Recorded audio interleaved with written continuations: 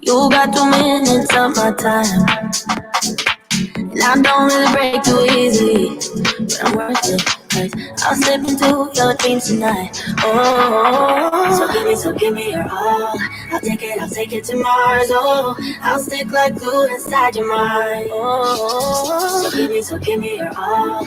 I'll take it to Mars. Oh, I'll stick like glue inside your mind. Just watch me.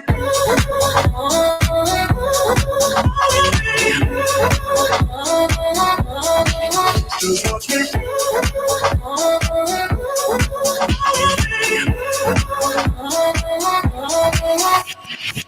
I got you wrapped around my finger, but don't you try to call me tomorrow. There's nothing personal in having a little fun. You wait to see if it's worth your while. Oh, so give me your all. I'll take it to Mars. Oh, I'll stick like glue inside your mind. Just watch me. Give me your all. I'll take it to Mars. Oh, I'll stick like glue inside your mind. Just watch me.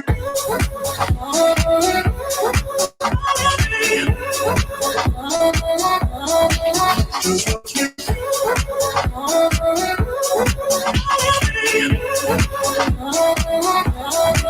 Just watch me.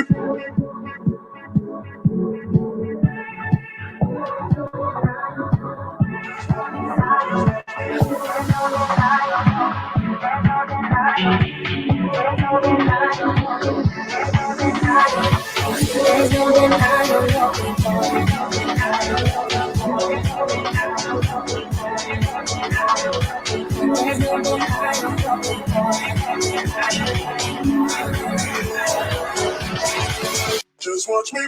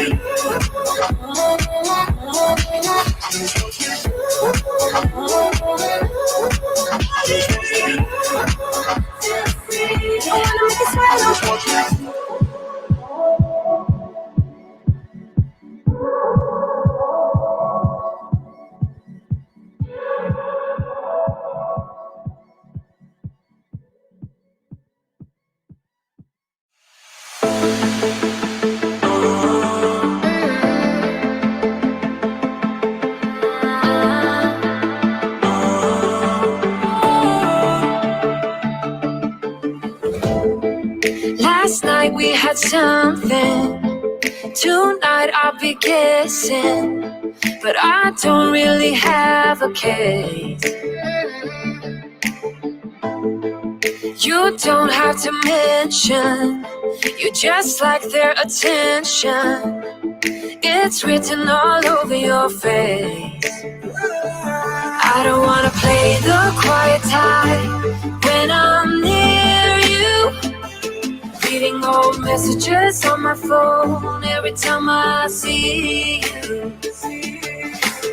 Tell me, is this part of an act, just to keep your image intact? If you think that strategy's smart, I'm not gonna defend my beating heart. Defend my beating heart.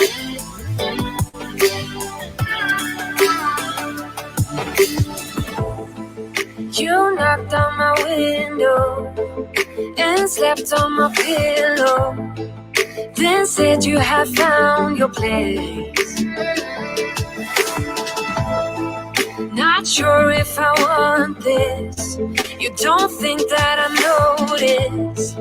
This isn't like giving you space. I don't wanna play the quiet type when I'm near you, pretending that I don't know who you are every time I see you.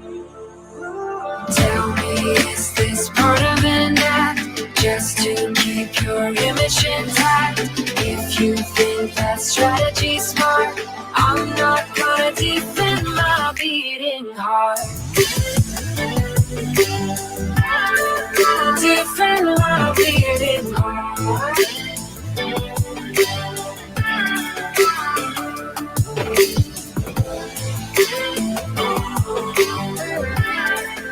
different love hitting hard.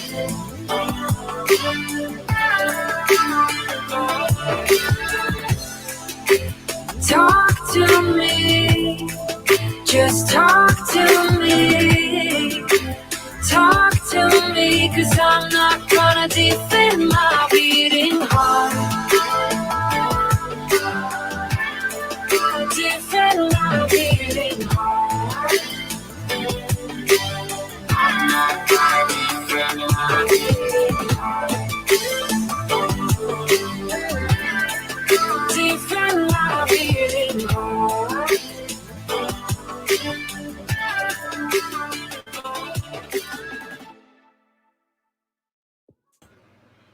What's up, everybody? Welcome to Shawn Ide Studios. Tonight is Tuesday night studio session. My name is Shawn. I'll be your host. We have got a pretty cool show for you tonight. We have a special guest, 808 State.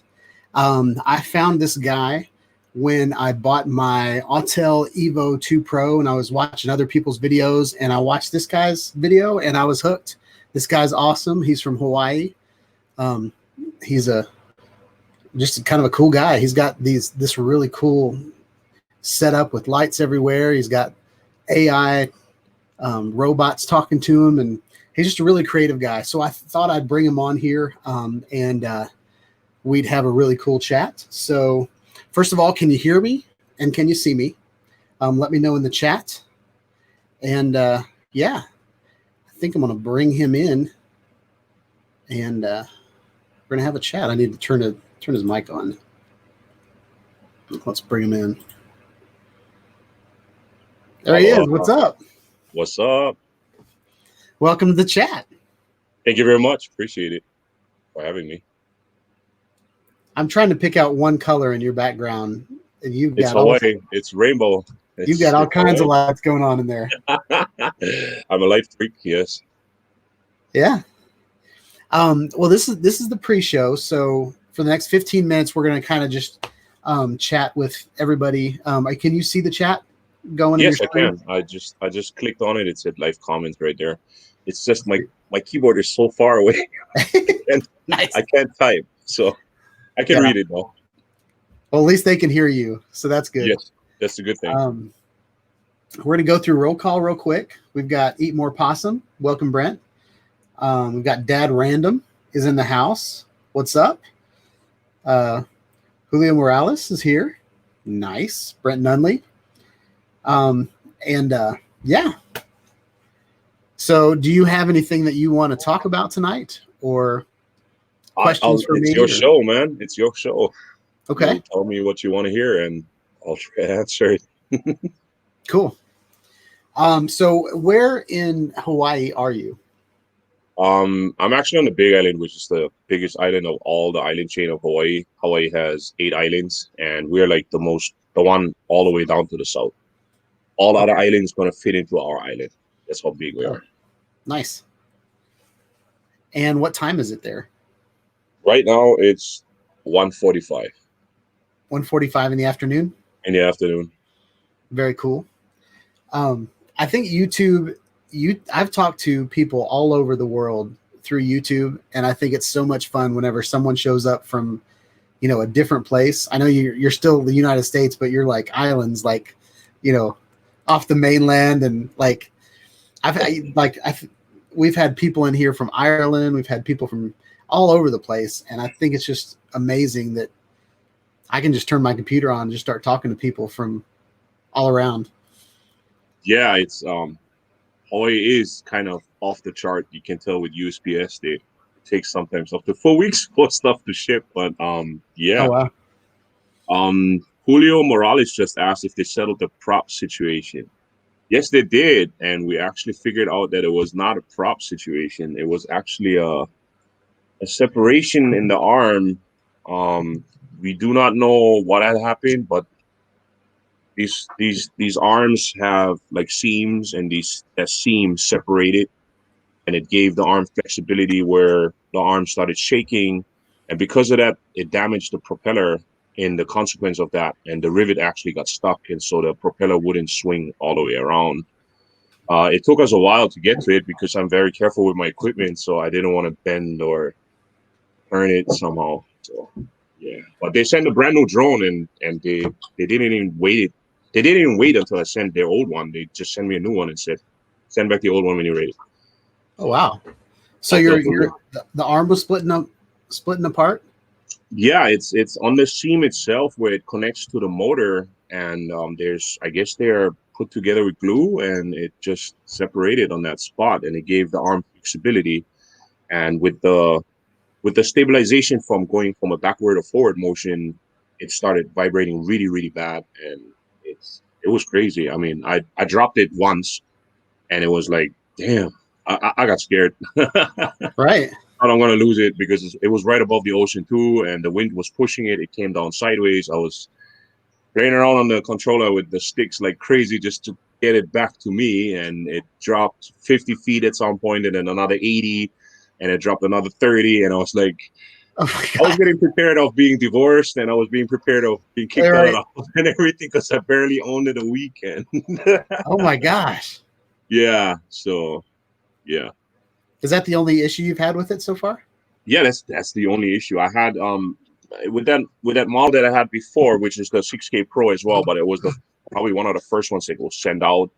I had issues of synchronizing for the update, and because I have 4 of these batteries, so it took me almost 6.5 hours to update it, and I had to manually download the driver, plug it into the controller with a USB stick, put it the SD card, and I had to put it on top of that back and forth for almost 6 hours. It was frustrating. I was just about to give up and send it back, and then all of a sudden it just reconnected, and boom, everything was done. And I just plugged in one battery after another, and it was right through. Ever since then, no issues besides that arm, and they said it was a production error. So Yeah. I hope that stays that way. I had a weird thing with mine. It whenever I took off for the first time, it it kind of felt like my unique drones, where it's like real heavy and like kind of barely could lift off the ground, like it was trying to warm itself up, or as if like you're getting out of bed and you got to stretch first before you take a walk. And I had that with the boat mode. Actually, it happened to me in a boat. Oh, really? Yeah, the boat mode. I tried it after watching Dad Random. I was kind of cautious about it because Dad Random had a weird spiral where the thing almost hit him in the head and made like this toilet bowl function. But then he had a great flight after, so he saved it sort of.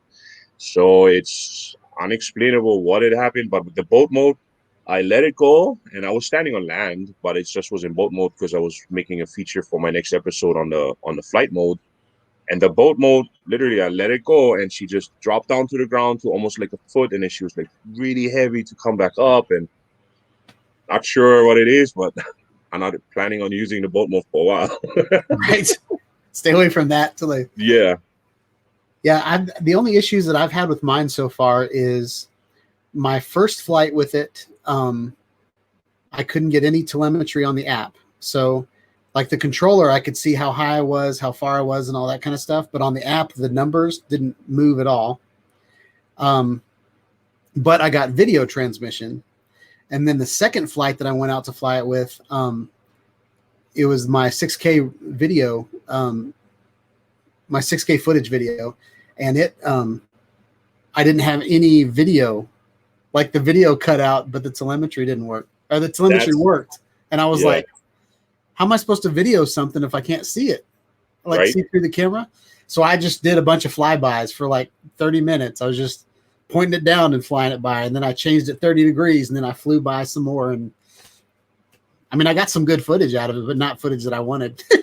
Yeah. The one thing that we're still trying to figure out is because I'm using an S10 Plus, and the Android devices seem to have a disconnecting error thing where it just restarts the phone. And it keeps doing that over and over, like randomly, just out of nowhere, it just restarts the phone.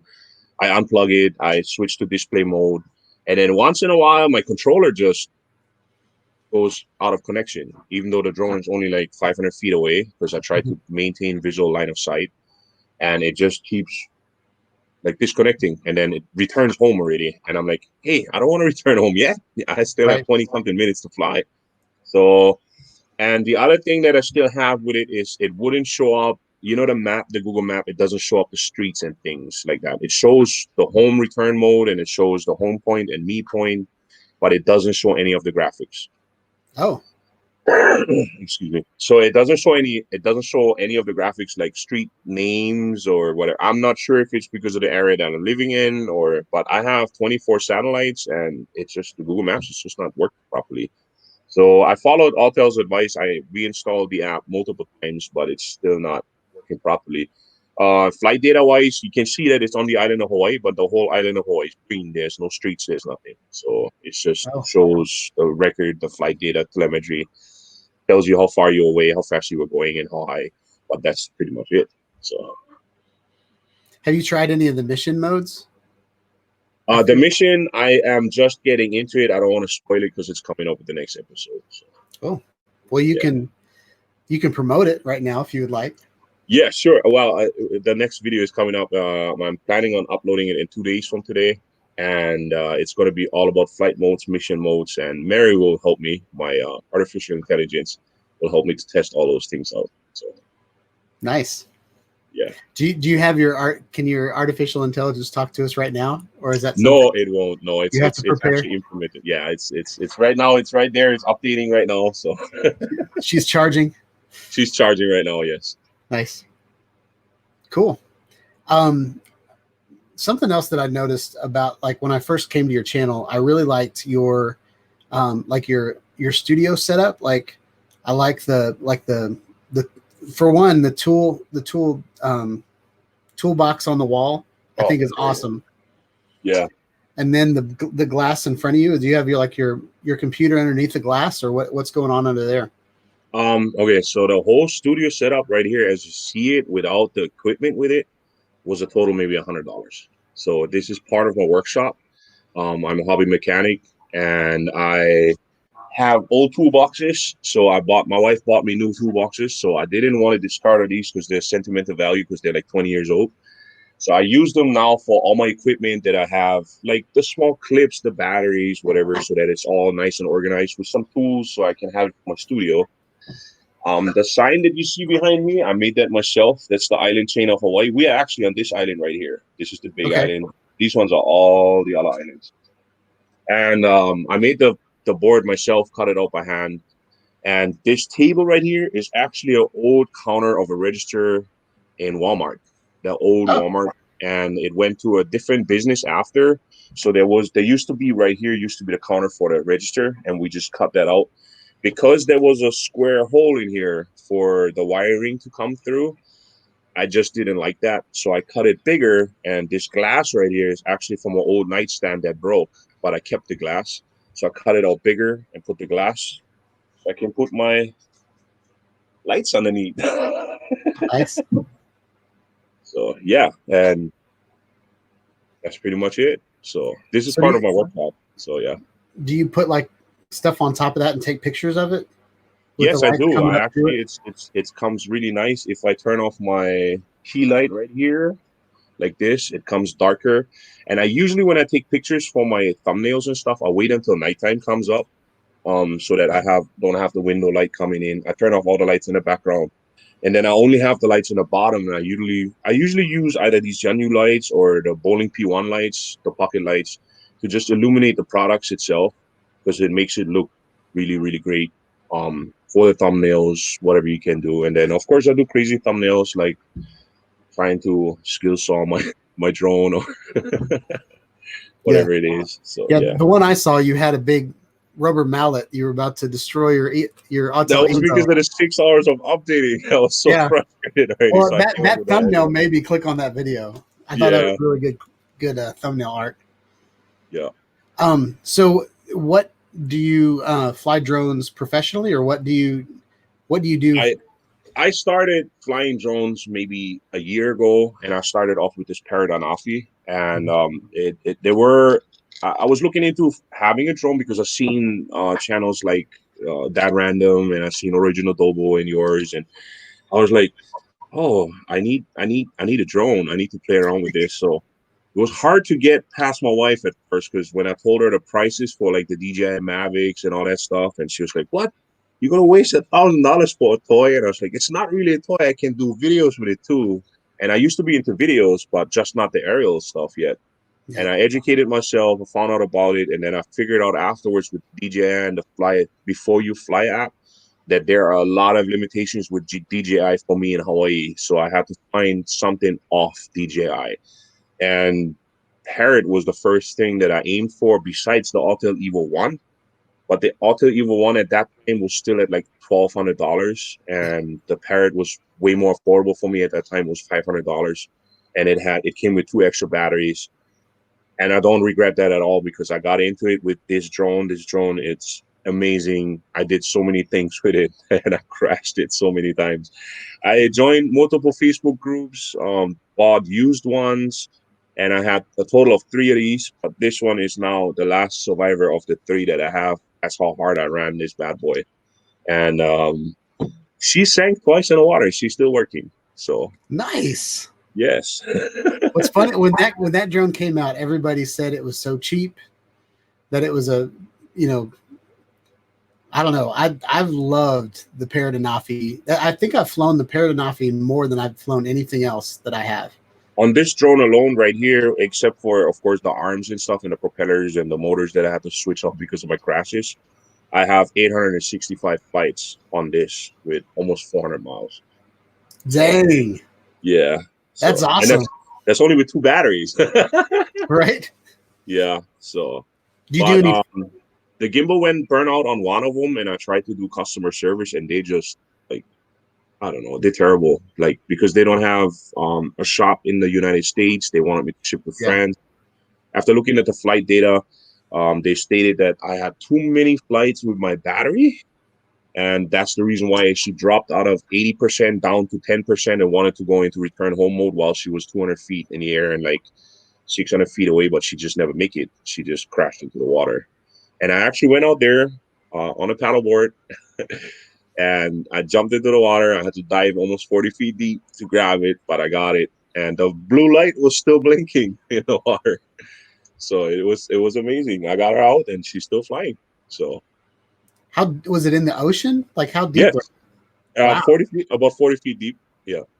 Wow. That's crazy. Yeah. It was pretty crazy. Yeah. When I told my wife about it, she was like, and you went down there to get it? And I was like, yeah, I don't want to hear from you that you just sank $500 in the ocean. Yeah. I had an issue where I was trying to move my flight plans from one app to another, or from my phone to my iPad. And I called customer service, and they had me do a couple things. They made me reboot it, and they said, "Okay, now take it up in the air." And I said, "Well, don't you want me to calibrate it first?" And they were like, "No, you don't need to calibrate it." And I said, "I'm pretty sure you need to calibrate it right now." But they were like, "No, don't calibrate it." So the one crash that I had with my Parrot Anafi, I flew it straight up, and it just turned sideways and beeline for a parking garage and slammed into the side of the parking garage. And they said, the guy on the phone was like, "Okay, what happened?" And I said, "Well, it just flew into a parking garage." He said, "Why'd you fly it in a parking garage?" I said, "I didn't. You told me not to calibrate it, and I told you we needed to calibrate it." And so they had me send in my drone, and they said, "Don't send anything else, just send in the drone." And I was like, "Okay." So I took the propellers off, I took the battery off, and then I just sent the drone, and then they sent me a brand new box with, the package that has the 2 batteries. So I have 4 batteries with my Parrot Anafi. I've got an extra controller. So it was kind of a whole bunch of propellers. It's a great thing for a giveaway someday. Yeah, could be. I'll probably use them all, but here's a controller that's paired to it. Ever since I have the EVO II, I'm sorry. I flew this the other day, and I like the agility and stuff. It just feels so much more as a toy now. Like, it's so tiny, and I don't know. I just I let my son fly it, so he gets to use how to fly the drone, because I want him to fly the EVO II someday to help me film some stuff and for my episodes. But still love the Parrot. I still charge the batteries frequently and take her out once in a while just to have some fun. The problem was she lost I don't know what it is with her. Sometimes she just wants to go and she does not respond to the controller whatsoever. And then all of a sudden she just stops. And then when I told her to come back, like to fly it backwards, she came straight for me. Like there was no stopping that thing. So I looked at it and I was thinking to myself, okay, I can try catch it or I can just let it fly. But behind me was my house. And I was like, if I crash it in there, no, it's probably going to break. So I actually grabbed it and I got some mean cuts on my fingers of grabbing it out of the air, but I got it. And then the battery flew off and I was like, what's going on with you, little thing? You just keep going for me. Yeah. That's So, awesome. yeah. Have you put it into FPV mode? Have you tried that out? I have never, because I don't own any goggles. I couldn't afford that yet. So I have never really thought of FPV, like flying it with the goggles, whatever. I put it into that mode where the gimbal is locked and see how she like turned, but I don't know. I get motion sickness just looking at it on the screen like that. And it just doesn't look good to me, like, because she doesn't really do what FPVs do. Like real FPVs, they flip over, they turn sideways, they kind of like take that dive. These ones, they just go up and down, but then the gimbal is locked. So any motion of the drone is pretty much what it takes, you know. Yeah. So one of these days I might get into FPV if my wife allows it. Yeah. So if you buy like a cheap pair of goggles that just your phone goes into, you can put the app into FPV, and then when you put it into arcade mode, wherever your head points, it will go. So like the first time I did it, I almost hit the ground because I was looking down and the drone just started diving for the ground. And then, so. Oh dear. I got to try that out now that you say it. Yeah. I don't know if do you have trees everywhere, or are there any like places? I have some places that are really wide open. We have like 200,000 acres of just lava rocks. Oh, that's cool. That's so cool. Here in Nashville, we just have trees and hills and creeks. Aloha special report, Mac drone FPV back to Florida. Yeah, we need to check this chat out and see if anybody. Yeah, I know there's like a lot of things. Must be nice to have the window open. I see this curtain blowing in the tropical. Yeah, I actually have to leave it open, and it's pretty hot right now. It's really muggy right now. We have it's like 92 degrees, and it's really muggy because it was raining this morning, and when the sun comes out, it's really sticky. The weather is really sticky. Is it humid there a lot? Yeah, the humidity is very, very high. So that's one of the reasons why I'm probably one of the few guys who uses the cases a lot, because in the cases you have those small moisture pickup bags. Oh yeah. And I have to keep my equipment away from the climate. Otherwise you have a lot of corrosion, you have a lot of condensation, especially at night when it turns down dark, then everything that was heated up throughout the day, it kind of like takes the condensation, and you have water in the drone or whatever the lens is. That's why I had a lot of problems with my 360, the 1R, with fogging up lenses a lot, and it was hard to fix that. But it's frequent usage that actually eliminates the water.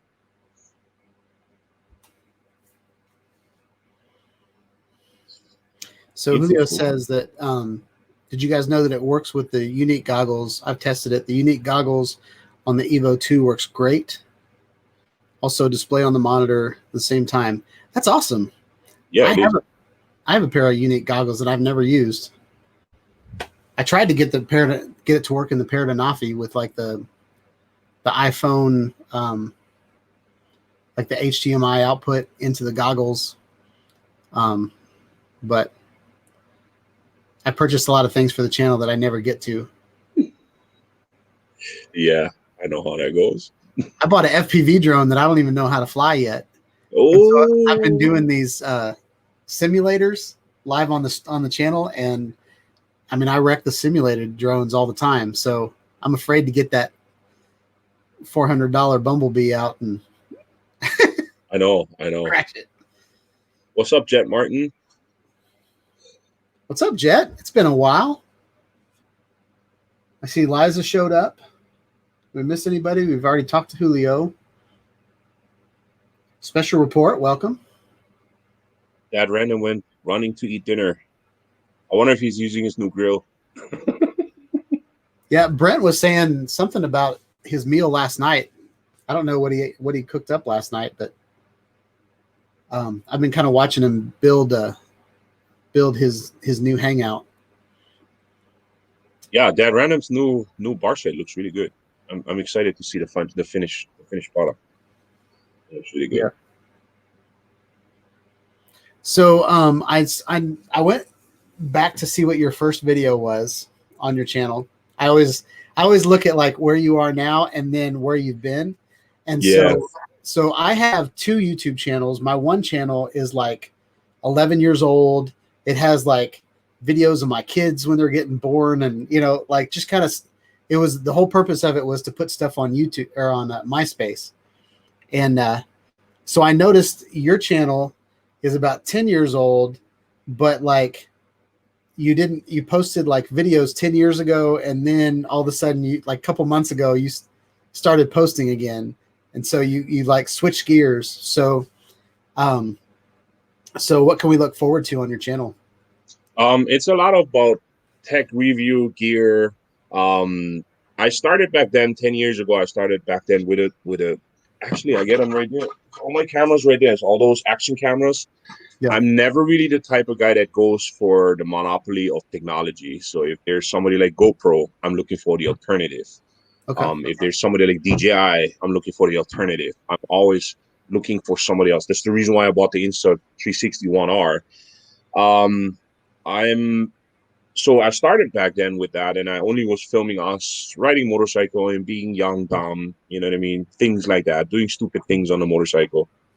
And it sort of was fun to do it, to create it. I never looked into it as being full-time job or constant uploads. I just did it once in a while. Then my job required me to work more overtime and more 60-hour shifts, and I just kind of like never had time to ride no more. I sold my motorcycles, and I lost my brother to one of the motorcycle accidents, and I just got, and I was like, oh, okay. So I stopped that whole YouTube thing. About a year ago, I got approached by somebody in the middle of the road, and he was like, hey, you the guy from YouTube? And I'm like, it's random. Okay. I was like, well, that was like how many years ago? He said, oh, I watch it like every day. And I'm like, all right, nice to meet you too. So we talked story a little bit, and he told me about cameras, and I should get these better cameras, and I should do this and that. And I was like, yeah, I might look into it. And it kind of sparked the fire. This random person just walking up to me sparked the fire. And I started doing random things, and I bought a used APS-C 6400, and I started getting into lenses and better camera quality. And then all of a sudden I was like, hey, this looks so much better than these action cameras. And you have so many more, I like to create entertaining informational videos. I don't necessarily really like to just sit in front of the camera and talk about the stuff. I want to throw in footage. I want to do some B-roll, and I got more and more into that whole thing. And I really enjoyed reviewing items. And I was like, okay. So I started off with the Ronin SC that I bought at that time because it just came out, but it didn't. I had bad lighting. I had bad quality. I had bad audio, and it just was terrible.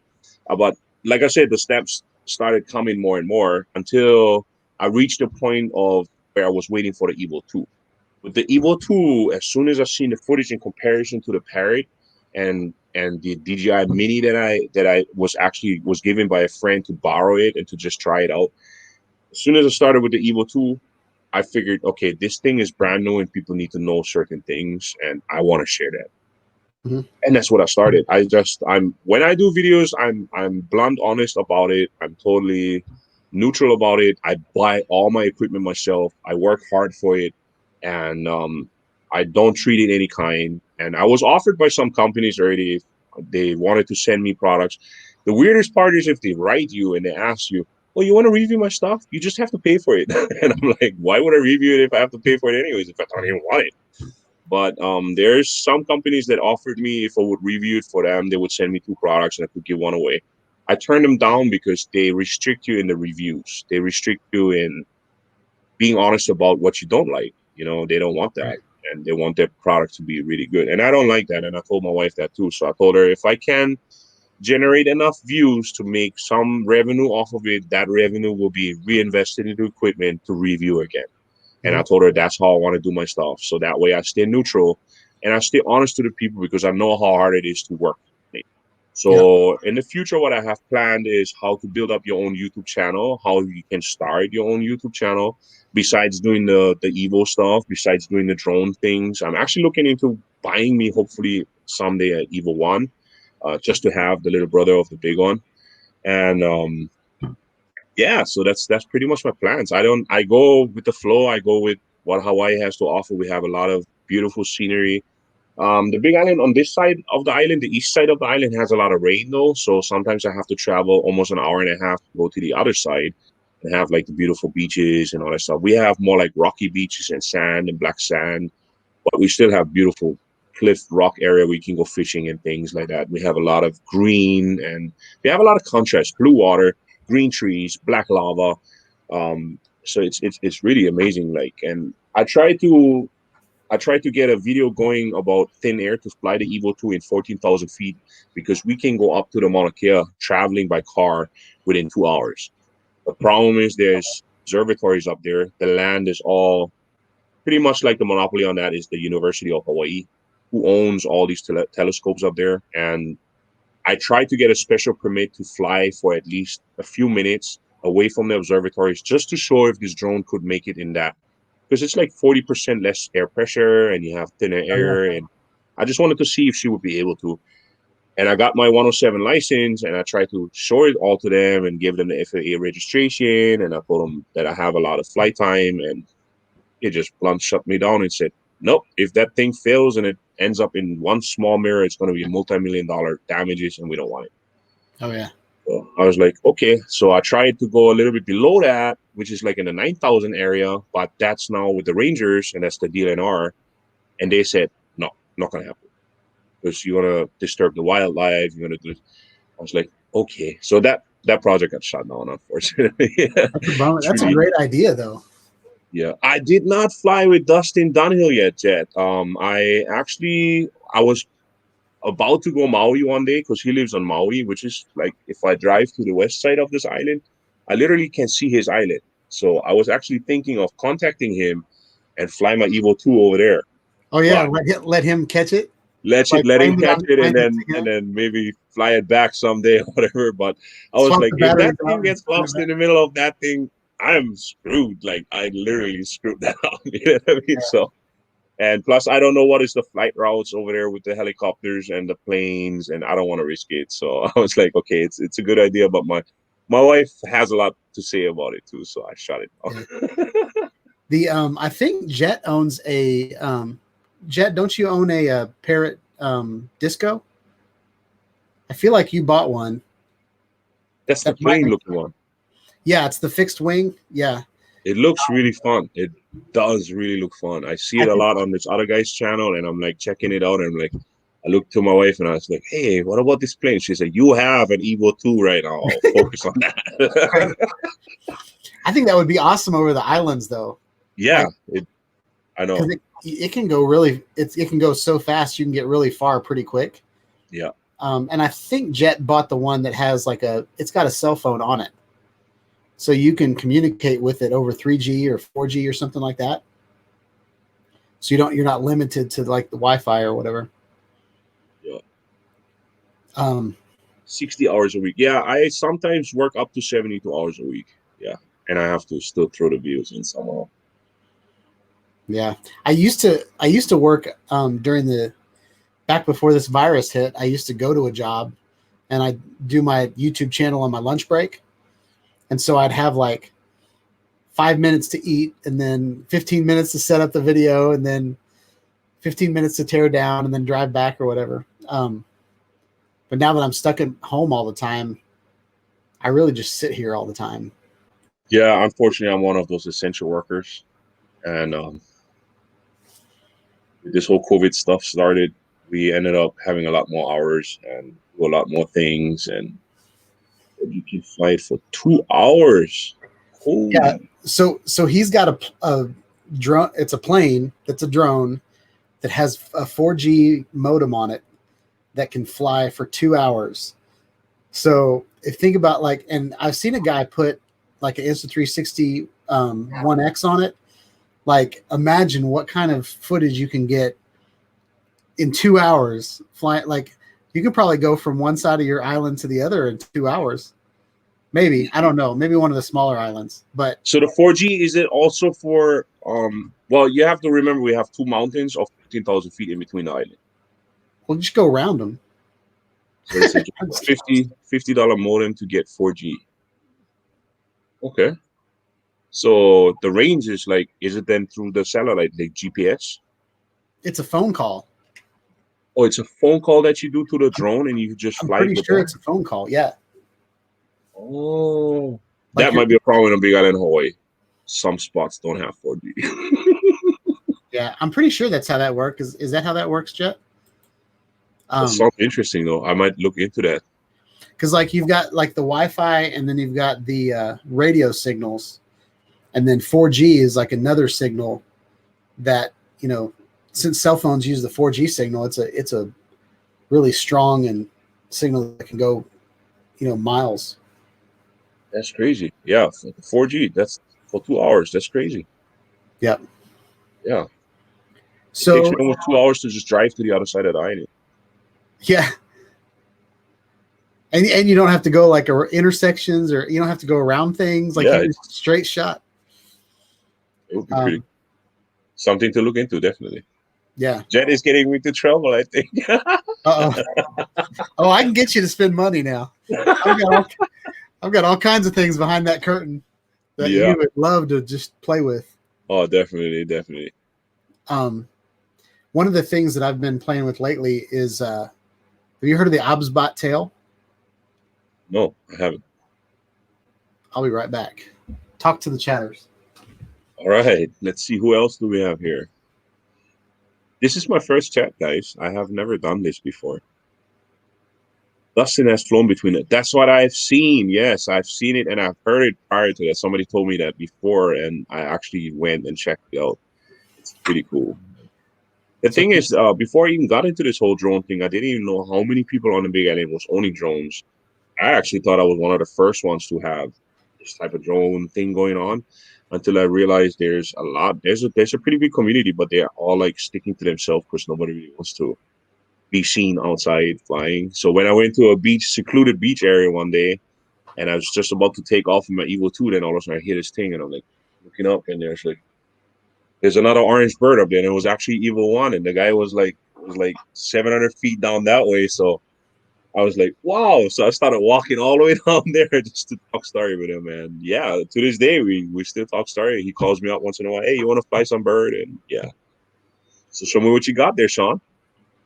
So the camera on top is just the OBSBot tail. And it's a 4K camera that will just kind of track you.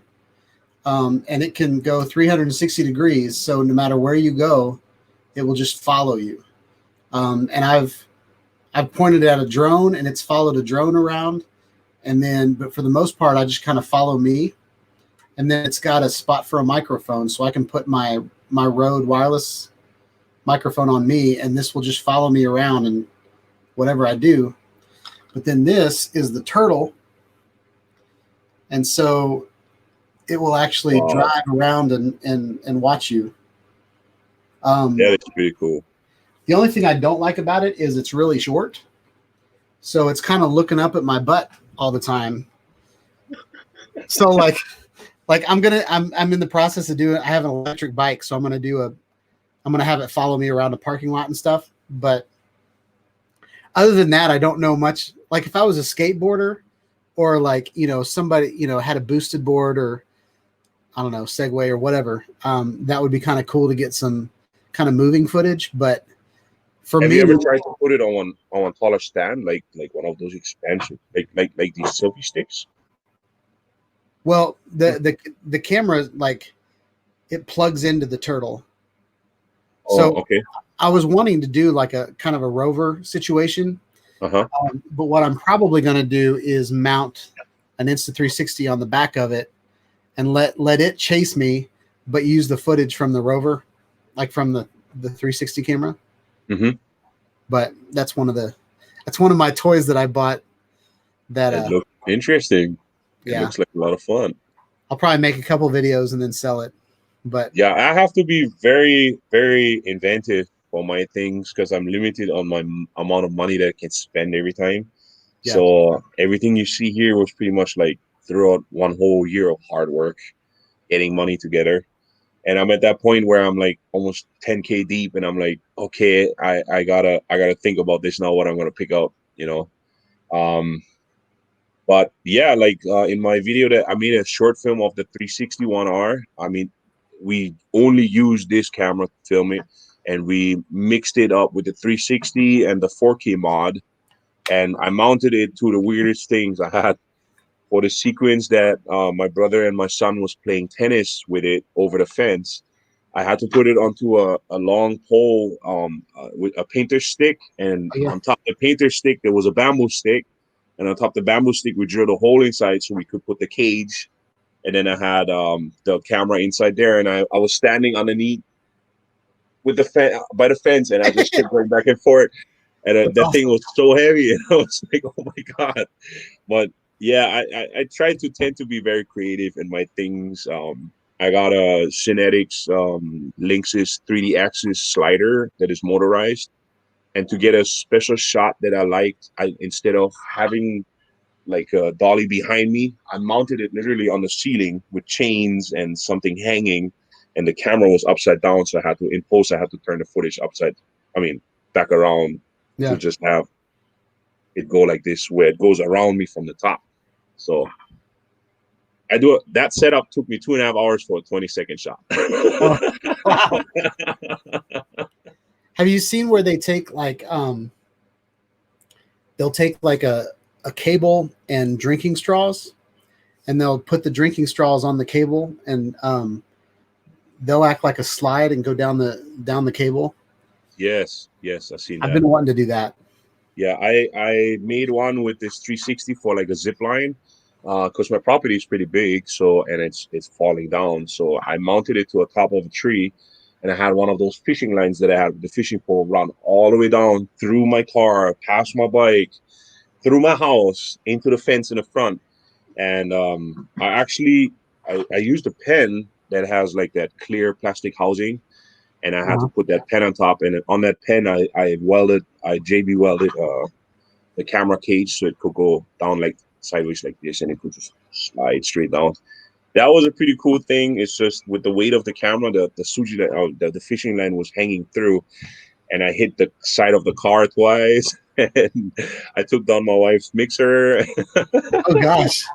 Yeah, so when she came home, she was like, "What happened to my mixer?" And I was like, "Oh, I have no idea. Maybe the kids been playing."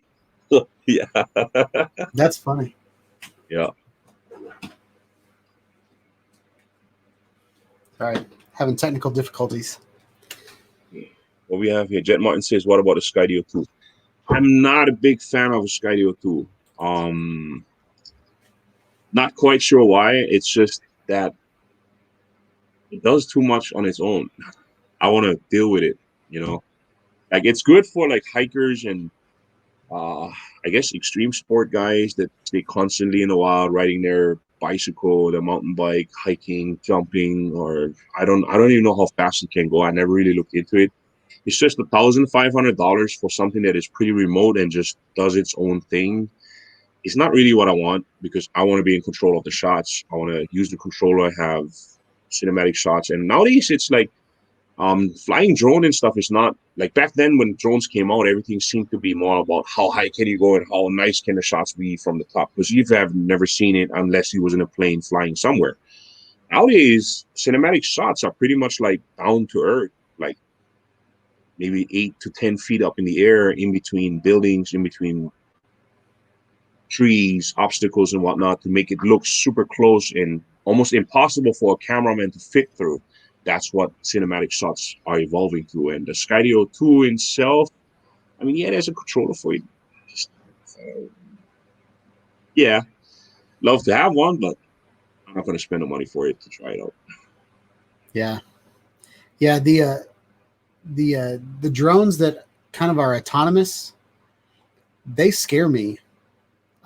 Just because the DJI Mavic, the original DJI Mavic Pro, it was one of those that I pre-ordered and I waited 2 months to get it, and then by the time I got it, Thanksgiving, I was showing my dad how it could follow me in his front yard, and as soon as it started to follow me, it went and flew right into my dad's house, like landed on his roof. And I'm kind of scared of heights, so my dad made me get on a ladder and get on the roof and get it down, and I was like, shaking, and You did it. You fix it. yeah, pretty much. And like well, the reason it scared me so much is I went on a mission trip to Israel back when I was in college, and I had to change the ceramic tile on a roof of like this gazebo. And I'm a big guy, like, and apparently there's a special place you need to step every time. So I went up there to fix two tiles, and I broke like 10. And it was just one of those never ending like days. And so I was like trying to take poles and place them on there so I didn't have to step on the roof. But ever since that drone flew in my dad's house, I was like, I'd rather be in control of it. Yeah. Yeah, that's pretty much what I meant too. I've seen a lot of guys that did some really good footage with it. I believe one of them was in Kauai. He used the Sky EVO II with the controller. The good part is because you can push the controller forward, and then it kind of like goes around everything. But I'm more like the type of guy that plans everything ahead, and I have my little scout prior to that. I fly the parrot prior to my shot that I want to shoot it with, and I see if she goes through, because she does not have any obstacle avoidance. With the EVO II, you can turn it off. The problem is anytime you fly over something really slow and there's like an obstacle here and it goes over it, she will rise. So she rises to that minimum of 2.5 feet. So you got to be careful when you fly through. If you do fly through, you got to be pretty quick so that the sensor does not pick up that obstacle, so she doesn't rise all of a sudden on her own. That's a thing that I wish you could turn off.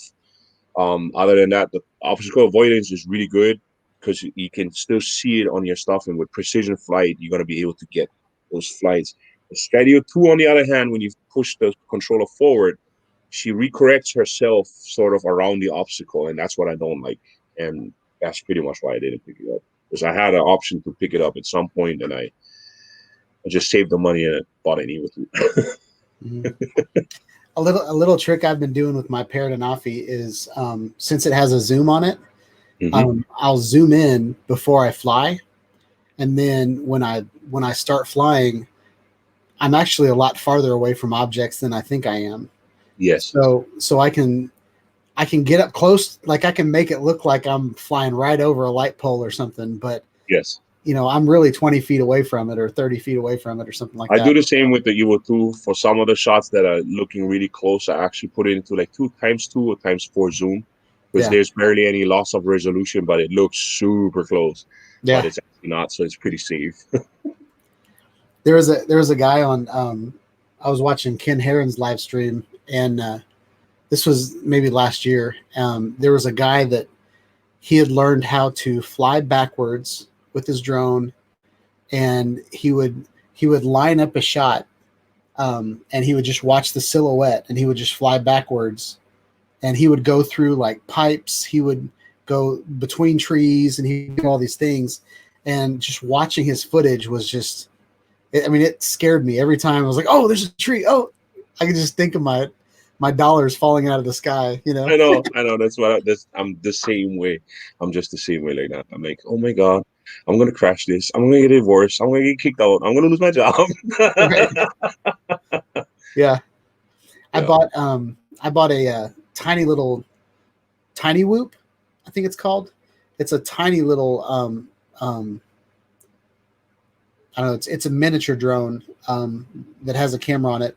But the guy that I bought it from, he works at Best Buy, and so he has footage of when they shut the store down for quarantine. Like there were just workers inside, grabbing things and taking them out to the curb. So he flew that drone all around Best Buy, like over these computers, and like, I was just counting like how much all that stuff costs that he could just fly into. Yeah. But so right now it's for you, it's drones, cameras, action cameras? Is there anything that you are interested to do videos on that you can't afford yet? Like, I'm limited by my budget, and I think you are too. Yeah. But if you could do any YouTube video, what would it be? Could do any YouTube video. It's probably comparing my S10 versus the Red camera. Yeah. Because those Red cameras are like, I think they're overhyped. I think $60,000 for a camera like that. I don't know. Yeah. I mean, I make some pretty good stuff with my S10. Yeah. So what else could be there better? I mean, yeah, I actually got to see somebody using an Alexa, and Aries or Alexa, I don't know. It's like one of those $150,000 TV cameras, the big ones. Okay. And they're actually only that expensive because of that lens. Like, the camera is only that huge because of that lens. And I didn't know that the actual camera in the back is only like one small square. It's like a Z pack, they call that, whatever. And Okay. it's this huge lens that is like so big. And he showed me the difference with that is because of the lighting and all that stuff, how much light it takes in. And he's like 500 feet away, and he looks like he's standing right next to me over here when he zooms in, and it looks crystal clear. It has a great depth of field immersion in there. So if I could make a video, probably would be one of those TV cameras just to create something one time, make like one episode that is super professional. Yeah. So that's probably what I would try to do. That sounds awesome. Yeah. I think, like, I would love to be able to fly my drone without the fear that I'm going to lose money, for one. And I would love to take it to just insane landscapes and fly it. Because right now I'm cautious. You know, I don't even really fly over parking lots that much, because I know if my drone falls out of the sky and hits grass, it's going to be a lot softer than if it hits the parking lot. Or, you know, there's all these things that if I could take the fear away and someone else like paid for it, I would love to like travel to, you know, fly across the Grand Canyon, or fly in Hawaii, or fly, you know, go fly the Great Wall of China. You know, like, I would love to do stuff like that. Yeah, that would be awesome. I think so too. Yeah. Yeah. It's the fear of that losing that money that you worked so hard for. Yeah. Yeah. So I do whole videos on, this is how you fly your drone without crashing it. Yeah. Julio Morales is asking, what editing software are you guys using for the 4K or the 8K? I am using DaVinci Resolve. So mine's one is all DaVinci Resolve. 4K is not a problem. 6K, depending on how long the video get. 8K for my computer is not possible. I'm in the middle of ordering parts to build like a video editing computer so that I can edit 8K. I think DaVinci Resolve uses the graphics card, right? They're utilizing both, actually. You can choose when you render. card. You can choose which one you want. Okay, and I think Premiere is very dependent on a graphics card, whereas I think DaVinci is more efficient on your computer. Yeah, mine's on. The choice for DaVinci was simply because I used to use Sony Vegas for a long time, and Sony Vegas was sufficient for these action camera, whatever. And then I was looking into getting into better professional gear because I was using Photoshop, and all these video editing softwares are close to layers and tracks and video track and audio track, and I was getting more familiarized with it. And then I looked into Adobe Premiere, and I just didn't like that monthly subscription thing and the whole year, and then you don't own it outright, and you still got to go continue on for the next year. Yeah. So I ended up using the free trial version of DaVinci Resolve, and I made my first few episodes just with the free version, and until I did a lot of overtime and I had the money to just pick up the DaVinci Resolve 16, and I was like, hey, I'll just buy it. So I bought it, and I regret that I bought it because I actually wanted to buy the Blackmagic. So the software comes with it. Oh, it does? Yeah, it does. The DaVinci Resolve comes with it when you pick up any Blackmagic product from them, because the camera itself costs like $2,000 or whatever, $1,500 for the 4K. Right. And the DaVinci Resolve does come with it when you go onto their website and you check it out. They sending you the software with it. So I was like, shucks, I should have picked up the camera, but lucky thing I didn't. So otherwise, I wouldn't have had this awesome EVO II. Nice. Can you is the license attached to like an old camera? Like I bought a used Blackmagic Pocket. Mhm. Are you familiar with that?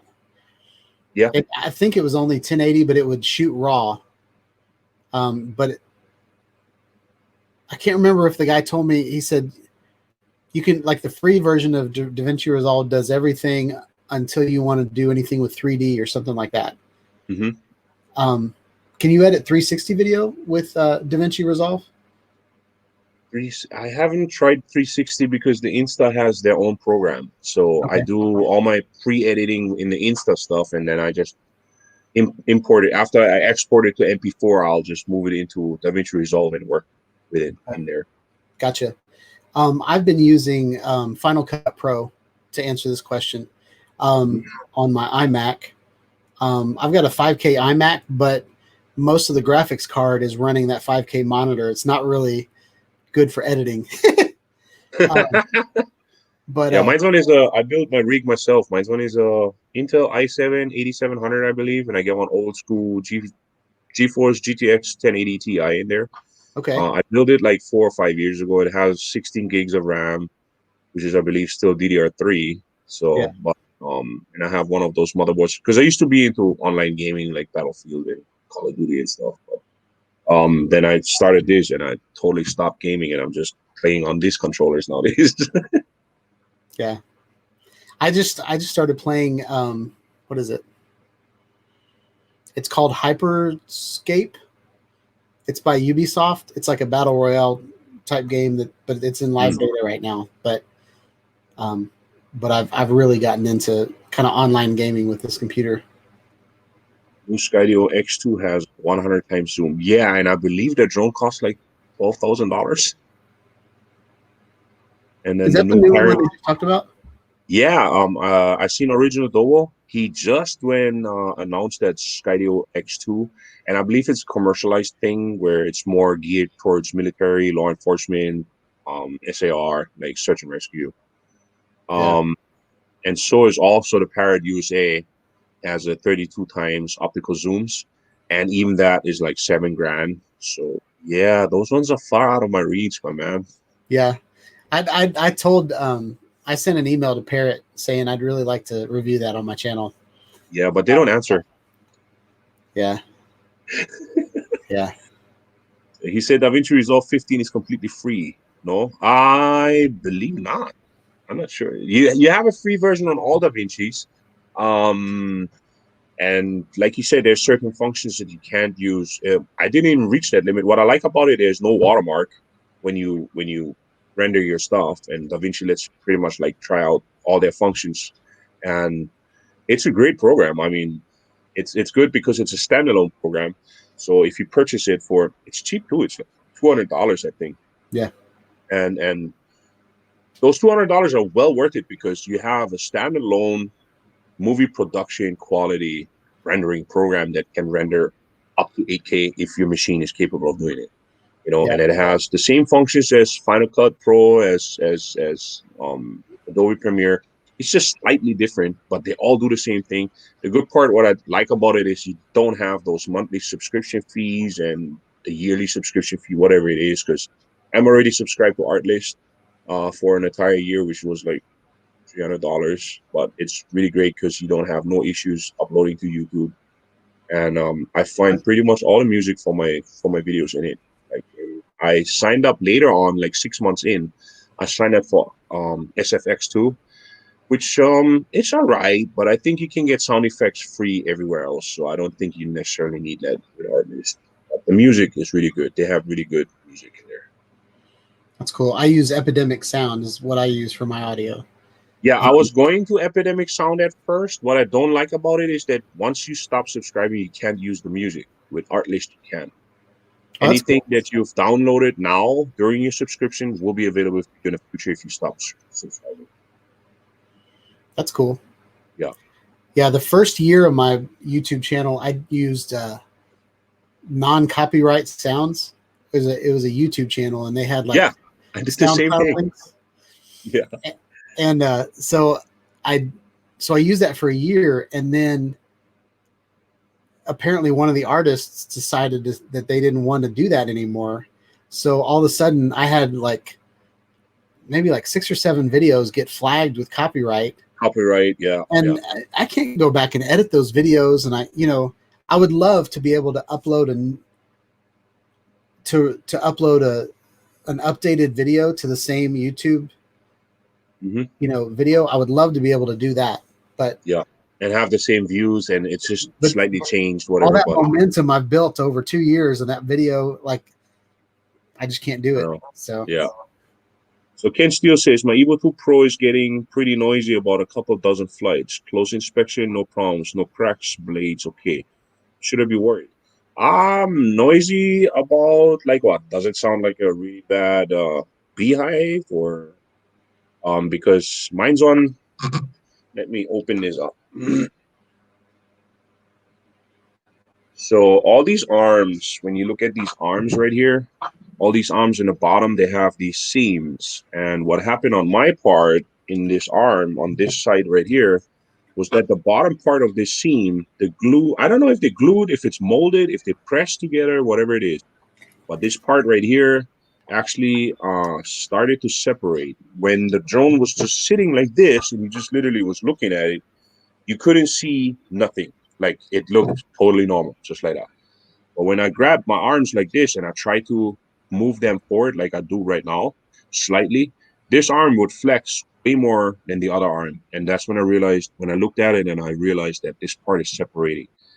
Because of the forces, the gravitational forces and the centrifugal forces when the drone goes forward like this and it tries to stabilize itself, that arm was given too much flexibility and it started really vibrating really bad. And it sounded like a really angry beehive, like really bad. So noise-wise, depending on what you describe in noise, the propellers I noticed when they come older, they all come loose. So the loose propellers don't have nothing to do with it. I have to make that. So these propellers are pretty stiff because this is a brand new drone, but they do come loose and they're flexible, just like they're free floating with the Paradigm Alpha after a while. And there's no issue with it unless there's vibration in the arm or there's vibration that it's caused. And they do get a little bit louder after a while. I had that too. On the other one, she was sounding louder than this new model that I just flew up. So I had it in comparison. So yeah. Other than that, I don't think that you should be worried unless you have issues flying it. If she's unstable or if you see vibration in your camera, in your footage, I don't think that you should be worried about it. yeah, I've noticed in my experience flying different drones, whenever there's any kind of noise, it's if the noise changes, then something's out of balance. So just like 808 said, it has, you've got your blades, you've got your motors, and then you've got your arms, and those are the things that are sticking out of your drone. And if any one of those, like he had a busted seam, so that vibration does a lot. Like it's fighting wind. It's like it's defying gravity. I mean, it's up in the air. So and all those motors are turning at different speeds. I don't know if you've ever slowed down like the footage of a drone. You'll have one propeller that's just kind of like this, and this one over here spinning really fast, and so it's constantly balancing itself and fighting the wind. So I'd try to fly your drone on a day that's not windy at all and not fly it really high up in the air, but just kind of let it hover and watch it for about 5 minutes and see if it ever balances itself out and then also I would check my blades, before I go up and make sure that they're nice and tight. And I've seen where some people even unfold their blades before they take off. I never do, but I know some people unfold their blades. So those are things that I would try out. Yeah, I unfold my blades on this EVO II. Unfold my blades all the time, because of this resistance that you have. Brand new blades. I noticed that one time I forgot to do it on this brand new one, and when she first starts, she has a slight, real fast vibration in it until the centrifugal power pushes them blades apart. But that might be a reason why these seams can separate because of that vibration.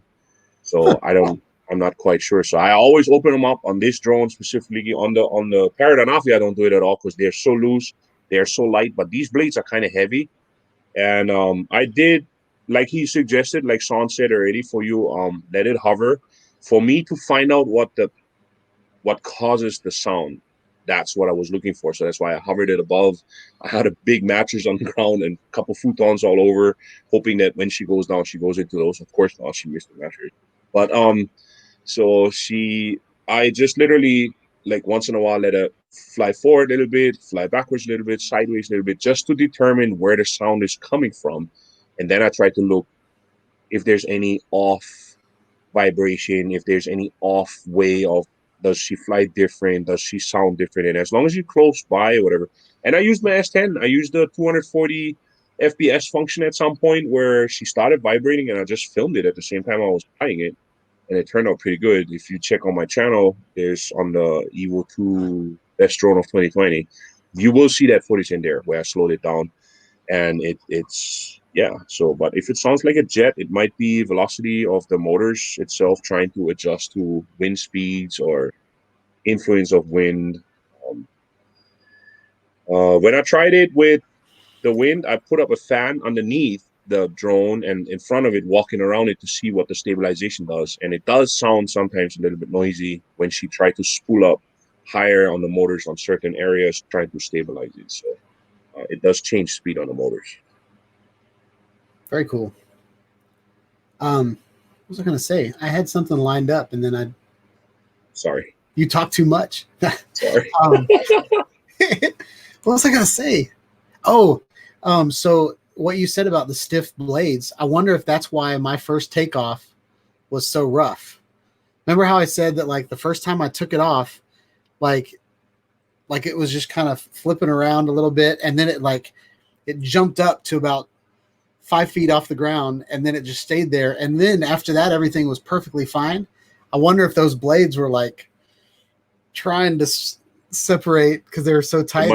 It might have been. I don't know. I mean, I seen it that at one point when I forgot with this one, it was brand new, and I was like, I forgot to open up the blades, and I went into arm mode because that's what I usually do. I don't take off with the takeoff button. I put it in arm mode, and then I press the stick up for take off, because she does not take off as violent as she does with the takeoff button. Right. You go for initialize takeoff button, she spools up one time, and then woo, she just go up like 4 feet, and like, damn. So this one is just I'm like arm first, and then I press the hover up button, and she just slightly come up, and that's a good part about it. So I like it. But at that point, I forgot to unfold the blades when I just got her, and I was like, I gotta try out how it sounds different and how it looks different. And I put her into arm mode, and I seen the arms just for a split second, like, whoa, and I was like, ooh, I forgot the blades. Yeah. So yeah, it won't happen again. Definitely not. Nice. So you have the Pro, right? Or do you have Yes, the 6K? I do. You have the Pro. Have you? So what all have you done resolution wise? Like, I know you can do 6K HDR, but have you done any slow motion like 1080? I think it's got like what 120 frames per second. Is that 1080 has 120 frames per second. 4K has 60. 6K has 30, and so does the 6K has 30. So I mainly film actually in 6K 24 FPS because I plan my shots pretty much ahead of everything. And when I go up in the air, like I said, I fly my little parrot before at it. Oh, this is what I'm looking at. Okay, this is what I want to do. I usually use manual settings, but until ND filters are available for this for purchase, I'm probably going to stay with HDR because the HDR out of the box is really good. I really like it. I agree. When you look at my videos, I have one flaw. I don't know how to color correct, so I don't touch the footage like color-wise. So everything I film has to be coming straight out of camera the right way. So usually my cameras are set up, the lighting is set up, the ISO, the f-stops, everything is set up already. So I did that with this too. But because we have sometimes really bright days and the reflection of the water and the whitewash and everything, so I tried HDR. HDR works great. I mean, you barely have to touch it. Yeah, the black tones, if you have something really bright in the background and then you have like the black in the foreground, the black is really black. Like you can barely see stuff. And I heard that people had issues color grading it. But for the casual use and you want to like really make some nice footage, as long as the lighting is good, and the light, usually you try to have the sun in your back when you film stuff downwards so that no reflection of the water is going into the camera, it's going away from the camera. And until ND filters are not available, I'm probably going to stick with HDR. And I mainly, like I said, film in 6K, 24 frames per second. Okay.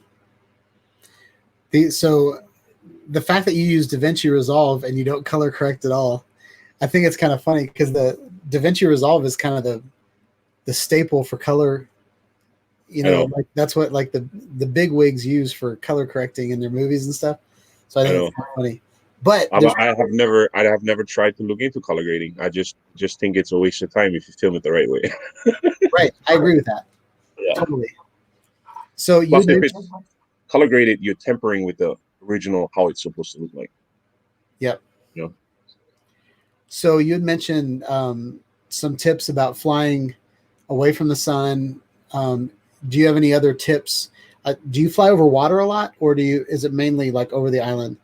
Nope, it's a lot of over water. I have a lot of rivers. I have a lot of bridges. I have a lot of waterfalls. I have a lot of ocean that I'm surrounded by. I'm so jealous. My cliffs and everything is great that I have over here. And if I do come closer, if I want to do like slow-mos and stuff, then I do go into 1080, 120 frames per second. If I know that the water will splash up against the rocks and stuff, then I just go into HDR. I hover low and I just film it in 120, and then afterwards I fly it back up into like 30 feet, switch back over to 6K, 24 frames per second, because that's usually what I film in, and that's what I render into. But the 120 and 1080, if I upscale it to 4K, it still looks great. And with this camera, the detail is immense. So what I try to have the lighting in the back of me so that the sun never really shines into the light. I mean, into the lens. Plus, these sensors are actually affected by direct sunlight. I didn't know that. At some point, she flew too close to my truck and too close to a tree, and that was because the sun was literally beaming onto the side. And I guess it was like when I called Autel, they said they have issues with the sunlight being too bright into the sensors. It also has an issue with hovering over water, so I don't go lower than 6 feet. Anything, because the waves, sometimes you have like waves that come like really high. So I had it at some point, a wave came up and it was like 4.5 feet, and the drone was literally underneath. And my drone went into landing mode, and I had to pause the button real quick and fly up, and I'm like, woo, what oh my gosh. It was a shock moment, and I was like, okay, we're not gonna do this again. So it's usually between 6 to 10 feet, and I keep an eye on the wakes, and I keep them like when is the next set rolling in, and that's what I'm looking at. It has a problem with water even over puddles. Like if you fly over puddles, she cannot determine, the bottom sensors apparently cannot determine what it is. And if you have light reflecting off of it into the sensor, then you have issues with the calibration of the obstacle avoidance and stuff. So be careful. Oh wow. I think that's the same issue that the Skydio has. I saw where Billy Kyle was flying his, and he was flying it over his beautiful spot. There was like these roads like with just water on both sides of them. And I think that's what caused it to wreck, was the reflection. They couldn't figure out how to handle a reflection. Julio Morales said, you ever hear of Movavi Video Editor Plus? It has color correction presets. I have never looked at it. I heard about it, but I have never tried it. I went from Sony Vegas for years to straight to DaVinci Resolve. Yeah. Have you ever played with loop packs? Nope. I mean, where you're flying, like, there's really, like, just like you said, like if you get the video right, like you almost don't need to do anything to it. Like where you're flying is so beautiful, you know? Anything, anywhere, you know, that's the funny part. I film here and I just don't see it. Sometimes it's like because I live here and I see it Right. every day. When I see people like you and I see people like Original Dobo and Ken Heron, where they fly, I just love their landscape. I love how it looks like. It's because it's somewhere else. You know what I mean? It's the same thing. If I could make vacation, it probably would be somewhere in the backwoods of Kentucky. All I know, you know. It's just I try to share as much beauty that as I can see, because it's all by the vision of when you look at it, and that's what I want to share with the people itself. Like, hey, you wanna watch some Hawaii footage? Come to my channel, check it out. You know, I'll show you some. I received actually a couple of emails of people telling me what they want to see from the Big Island. Um, Unfortunately, I didn't have a drone at the time when the volcano broke out, because I'm literally like 10 miles away from it. My whole backyard was lit up red Wow. for months. Yeah, was lit up red for months from the lava flow. We heard the explosions. We heard the crackling of the lava. We could smell the sulfur. Um, Wow. but after 2 weeks, it was kind of annoying because you saw that huge spout. When I was coming home from work at night, at 11 o'clock at night, and I was driving down the main road, and you look down in the back, it looks kind of like a movie. It's like, what am I, in 2012 movie or something like that? Because Right. there's like a 800-foot spout of lava shooting out of the ground straight up in the sky, and you see the whole sky in the back over there is red. And I'm like, hey, it's the end of the world. I'm not gonna go over there.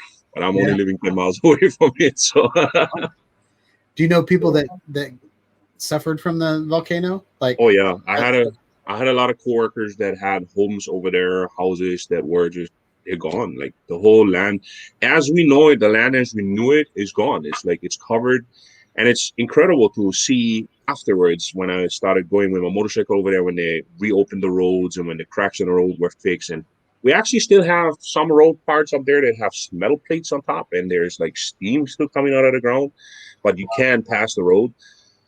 And we get frequent earthquakes, normal. But I had a couple guys that lost their homes over there. A lot of people, hundreds of people, lost their homes over there. But I mean, the insurance kicked in, the FEMA kicked in. I think some people still have issues though with the reimbursement, because you know how insurance companies, they don't really want to pay. right. So they find a weird reason why you're not supposed to be there. But I had a couple people, a couple coworkers that had issues, and I helped them out. I moved some of their stuff prior, before the lava even reached there. But when you come back to that area where all that stuff was, where I knew this road used to lead there, now there's like a 40-foot berm of lava, and you climb on top and you see that huge lava bed where the lava just wiped out everything and created new land. And some of the stuff, they punched in new roads already, and I went inside there and it's beautiful. Like the new land that was created through this whole thing, it looks great. It's different from what we know, or what we knew. How long does it take for like plants and stuff to grow back on that? In Hawaii, it's super quick. I mean, it's tropical climate. We have already trees, bushes, everything that starts growing there. We have invasive species like the albizia trees that grow in like no time. If you don't take care of one albizia tree in the back over here, 6 months from now, that bugger is like 40 feet tall. Oh my gosh. Yeah, they grow really fast, and they're like weed trees. It's like weed, just tree. Yeah. Did you ever watch Lost? I did, and I was very disappointed in the ending. Yeah, me too. How far are you from Lot? Like where they filmed it? They're on Oahu, so that's like a 45-minute flight from here. So that was all filmed on Oahu. I believe they came to the Big Island for a couple scenes, but the main stuff, just like Hawaii Five-0, was all filmed in Oahu. Okay. Do you ever like sneak over there with your drone and kind of get the film I'd crew? love to. I just would hate to lose my job, because I work in the State Department. So if my personal conduct in private, if I get arrested for any of this, it might cost me my job. So I try not. Oh, I try to do everything as legal as I can. Very cool. Well, Dad Random's back. So yes. What's up, Dad Random? I'll put his duck up there. Yep. So, I'm following his bar shed. I'm hoping it turns out really good. Oh yeah. Yeah. So he said, I assume you still own the land, even if it's now covered with lava. No. Unfortunately not, because the landscape has changed, and I believe the state or county has to determine now how land will be distributed now that people were reimbursed for their land costs and stuff through FEMA and their insurance companies. Oh, really? Mm-hmm. So like, let's say you had like your house on a piece of property, and then lava took out your house and covered the property. You don't own like that GPS location. It's like new land on top of it. Some people don't, and some people do, but most people don't. No. Wow. But the lava covered so much that it would have been, because they don't really, it's Hawaii's really third country, like third world country. Some of the stuff is like really technology wise, they're far behind in using it. They don't even GPS survey. Like some people do, but most of them is just still sticks and pegs in the ground and maps, old school maps. And I mean, they're slowly getting around. Yeah. How many generations in your family have lived in Hawaii? Like, are you from Hawaii? Like your I'm originally not. It's my biological father is from Hawaii, but I actually was born and raised in Germany. I moved to Hawaii in 2006. Yeah. Okay. Cool. So do you have any, we're pushing 8 o'clock. So that's usually when we stop. Okay. Do you want to keep going, or do you want to call it a night, or? It's up to you. I mean, Staku going on tomorrow. All right. His Staku code is going on. I mean, that's up to you. It's totally up to you. You want to keep going? I'll keep going with you. It's your show, bro. Cool. Yeah, I'll keep going. It's funny. Like, I'll have 5 people in here for the during my live stream, and then right when I'm about to quit, 11 people show up. It's like, oh, okay. Well, let's keep going, I guess. Yeah. So do you have any questions for me? Have you watched any of my, I know you watched one of my videos, but I have watched a couple of your videos and stuff. I actually using your guys' videos, yours and that random original Tobo. I use a lot of people's videos to lean on to how I can better myself, how I can better my videos and stuff like that. And then on your part, I like the informational section. You're very detailed about your technology knowledge, and I have to sometimes, did Shawn say that? I have to look it up, and then I'm like, oh, okay. And then I look into it, and I check it with the manual, then I try it out, and I revert back to it, and I can give it back. So yeah, you do have an influence, and everybody has influence in whatever creators create. Yeah.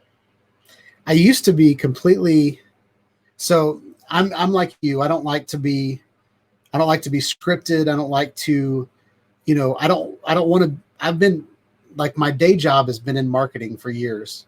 Now I'm in software development, but as a designer, I was in marketing, and it was just always just kind of, we tried to say the best thing that we could about something, even though it would like I was at a gas station and we talked about cigarettes. And so I had to make like an ad about cigarettes telling people, how amazing the cigarettes were. And then at the bottom of it, I had to put the Sergeant General thing saying, don't smoke while you're pregnant. This will cause cancer, and all this stuff. And it's like, why are we just, I don't know. I hate being dishonest. I hate being, I don't know. I don't want to kiss anybody's butt so that I can become a sponsored video, creator or whatever. But I noticed that that I would just kind of talk and ramble for a long time, and then eventually get to a video.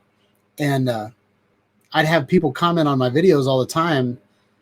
Oh, this is the guy that talks for 10 minutes. And then you finally get to what the video, like, I'll put a question up there. Is this the best drone in 2020? And then I'll just kind of randomly tell a story about a refrigerator and, just all this stuff. And then I'll finally get to the video. And then, but it is what makes you. It's you. That's what makes it you. And the people who like you and come back to your stuff, that's the reason why they're here. Yeah. Yeah, but I've had to, there'll be some videos that I think I'm talking about something really intelligent, and all the comments are, well, your sound is crap. Like, all I can hear is that wind, and but then I'm like, well, did you like the video that I made? Like, did you like what I was talking about? I get it that I'm not super professional, but so I started kind of segmenting all of my stuff. Like, I set up a room that doesn't have wind so that I can talk in it. And then I'll go out and do B-roll. So like over a period of time, I've had to figure out how to get around all of the other stuff that everybody complains about. Like I really like your videos with your artificial intelligence, and then like you got like the little Iron Man thing on the side of your drone video, and you've got like I think your videos are really creative. I really like them. I appreciate that. I put a lot of thought into it. I didn't know how to start off at first, and because I'm all by myself all the time when I do it, I needed something to talk to lean on, to have something there, because it just felt weird looking into the lens and like, yeah, I'm talking to people, but I'm talking to people later that's going to be watching it later. So it just made it easier for me to have an artificial intelligence, because sometimes I have so many things going on in my head that when I come up with these ideas, then she helps me out, or she fights me, or it's like a different character trying to relay the information to. Plus, sometimes I might forget about information that I wanted to relay to the people, and she helps me out with that. That's incredible. Yeah. What was I gonna say? There, a lot of my voiceovers is because what I said in the original video was stupid, or like, because there's sometimes when I'm doing a flight video and I've got my phone recording the audio while I'm flying, and like if I've got like a 35-minute flight time, there are times when I'm just like talking to myself, or randomly, like I'll randomly say something, and I can't put that in a YouTube video. So here's some pretty footage, and I'll put some music to it. Ken Steele just asked, speaking of zooming, is there a way to zoom in and out smoothly instead of jumping from 1 times to 4 times or 6 times? In the Paradigm Afi, I forget already, I believe not, because everything is app controlled, because it's digital zoom. So it has nothing to do with a manual zoom by the lens. So everything is digital. So what I usually do, if I have to digitally zoom in, that's the reason why I film in 6K. If I have to zoom in, I do it in post and edit. That's when I zoom it in, and it looks way smoother. What about how do you zoom on the Evo? Isn't there like is it? It's the same. It's the app controlled. It's under the app, inside the app itself. There's under zoom, there's 1 times, 2 times, 4 times, 6 times, Right. all the way up to 11 times. But there are stages that you can click on it. Press, right? And yeah, and it's all app controlled, so it's not a manual zoom of the lens itself. So yeah. What do you think about those buttons on the bottom of the controller? That was the thing. Like, I kept hitting that dang button. It was like, no, I don't want to tell it to do something. It's some I ordered button bumpers, like orange bumpers that go around this thing. And at some point, this is the new controller, so I know more the stickers around it. There's like a tape that I put around it, just to have my fingers a little bit off of it, because I kept pressing it, like whenever I was doing something, and then all of a sudden you hear that click and a beep, and I was like, oh. So, and the other one is for voice command. So she always was like, I'm listening. I'm like, I'm not saying anything. They're programmable buttons, so I'm planning on programming them to do nothing. And I don't know if that'll fix it, but yeah, to me, like I'm in software development, but I'm a user experience engineer. So my whole job is to figure out how to make everybody's experience the most user friendly. And I think that A and B button, or whatever they are, that is the dumbest place to put a button, because all I'm doing is holding on to my controller. Yeah. Jet Martin just said you use the button on the Paradigm Afi. That's right. You use these ones in the bottom for go up and down. And I think EVO II hasn't done that yet. I wonder if it's programmable through that display thing, because they have these scroll buttons right here, and this one is like that up and down. So I wish they would have had that on the like they did with the Paradigm Afi. This one is zoom in, zoom out, so it's more of a smooth transition. They only went up to like 4 times though, I think, and these guys up to 11 times. But 11 times looks terrible. I tried 11 times; it totally looks terrible. So I would not know why you would even zoom in. I usually use the max that I use, like ×4, to give it a really close look when you fly through obstacles and stuff. But I don't really go about ×4. Everything beyond that might be a little weird that you might be a creep and spy on people. This is an interesting thought. I want to make one of those buttons make the camera point straight down. That's one function that I missed too. Yeah. Yep. I think that the I'm not sure what the programmable buttons totally do, but I do have, like in my unique drones, I can the gimbal will go like straight horizon, or you can point it up a little bit. So excuse me, you can program your gimbal to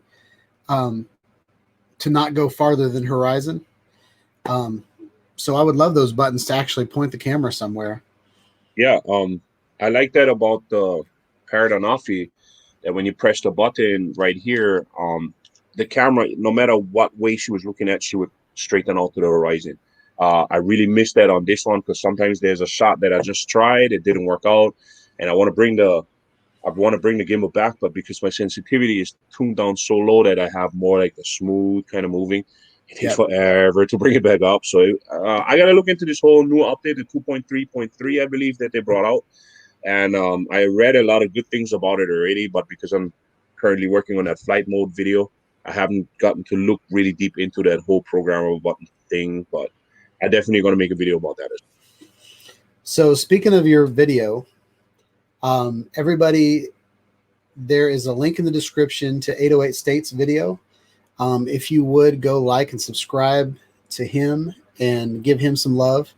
And also with everybody else in the chat, if you would go just subscribe to different people, look at the video. You don't I'm not telling you have to subscribe to them, but at least watch one of their videos and see if you would like to subscribe to them.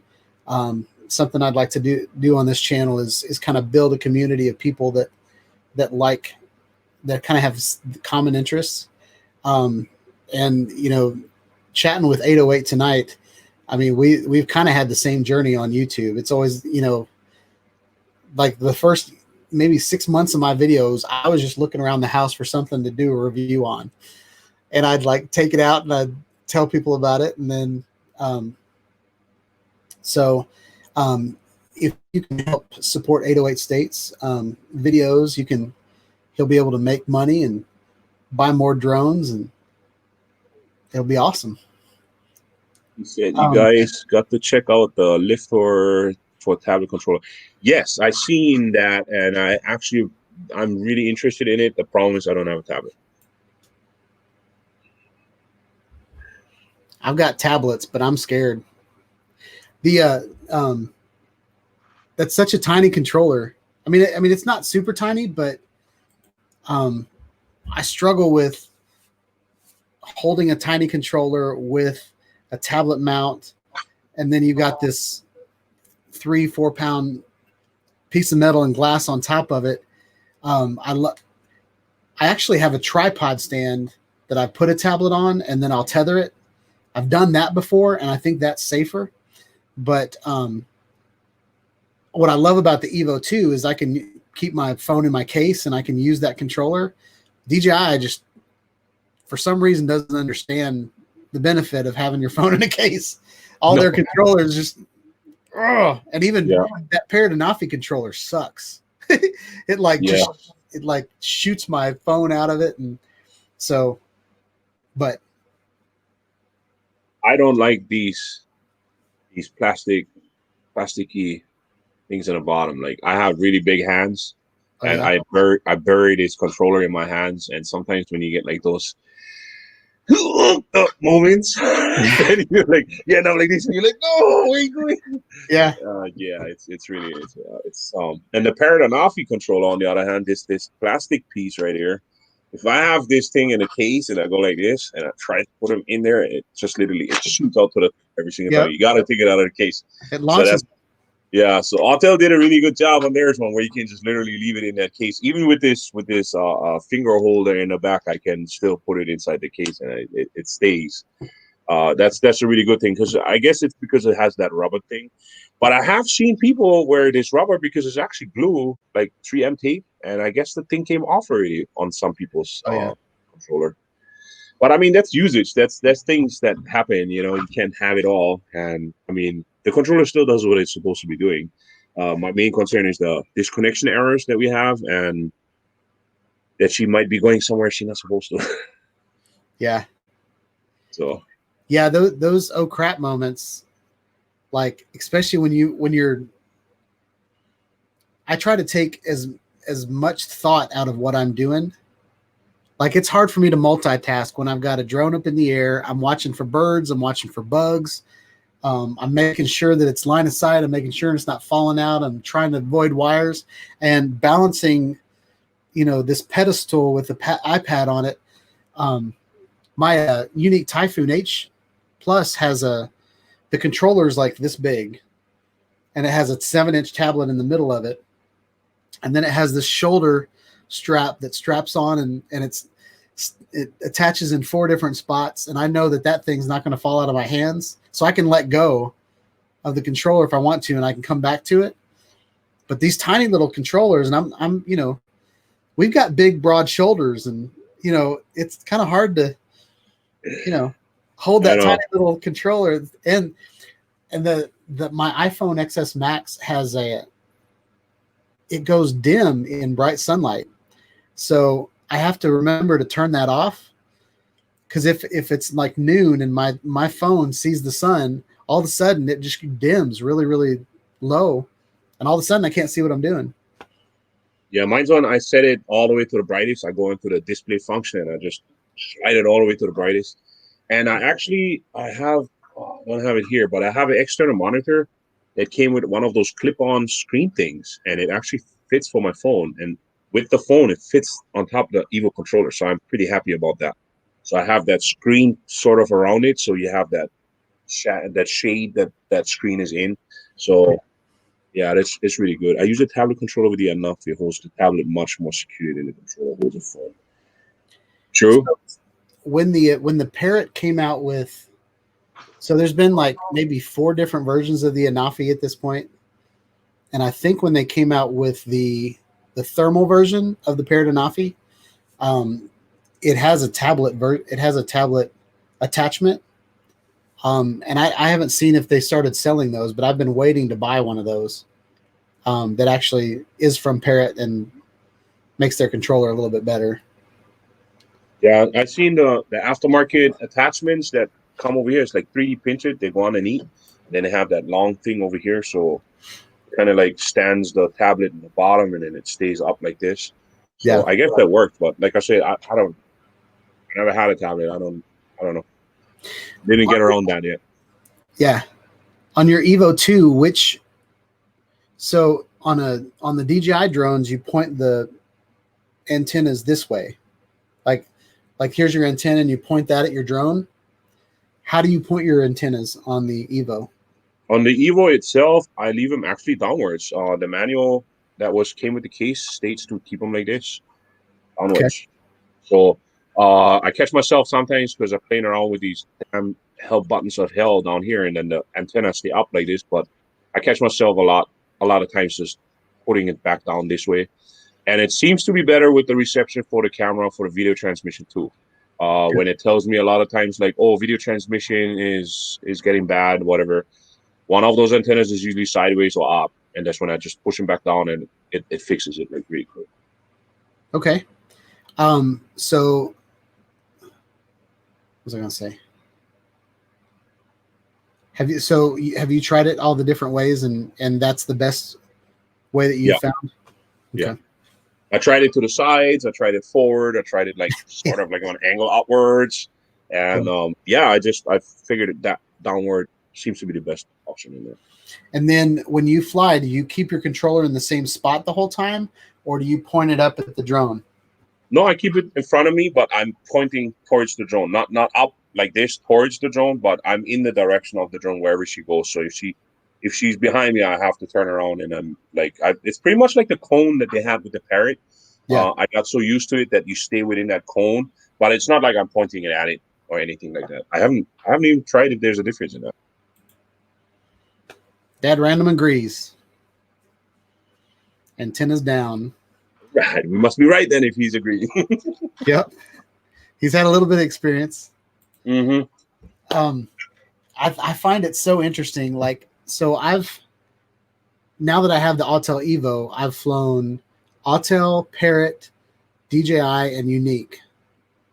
Those are the 4 different companies that I've flown, and all their antennas are in different spots. And it's like, come on, guys. Like, I'm trying to teach people how to fly drones in my channel, and it's different every time. Like, and and then you have all these range amplifiers and extra things you can buy. And I'm thinking to myself, okay, I'm putting a range amplifier on this thing.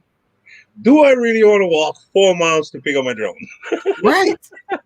Yeah.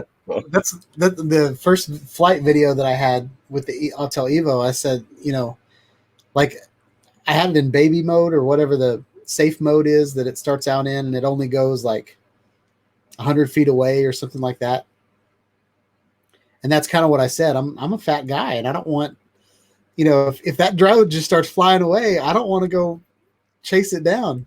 Yeah, when my parrot on off, we went down in the ocean, and I was looking at it, and I was like, it's only 200 feet. I can swim out there. So we actually went out on the paddleboard. I was laying on it, and we paddled forward, and then I had to look around, and I was like, okay, this is the area where it might have been gone down. Put on my goggles, snorkeling around a little bit, and then I seen the blue light blinking. I was like, you got to be kidding me. This thing is still blinking. And then I had to go down there, and it was about 40 feet deep. So when I grabbed it afterwards, I brought it up, and I was like, I have it.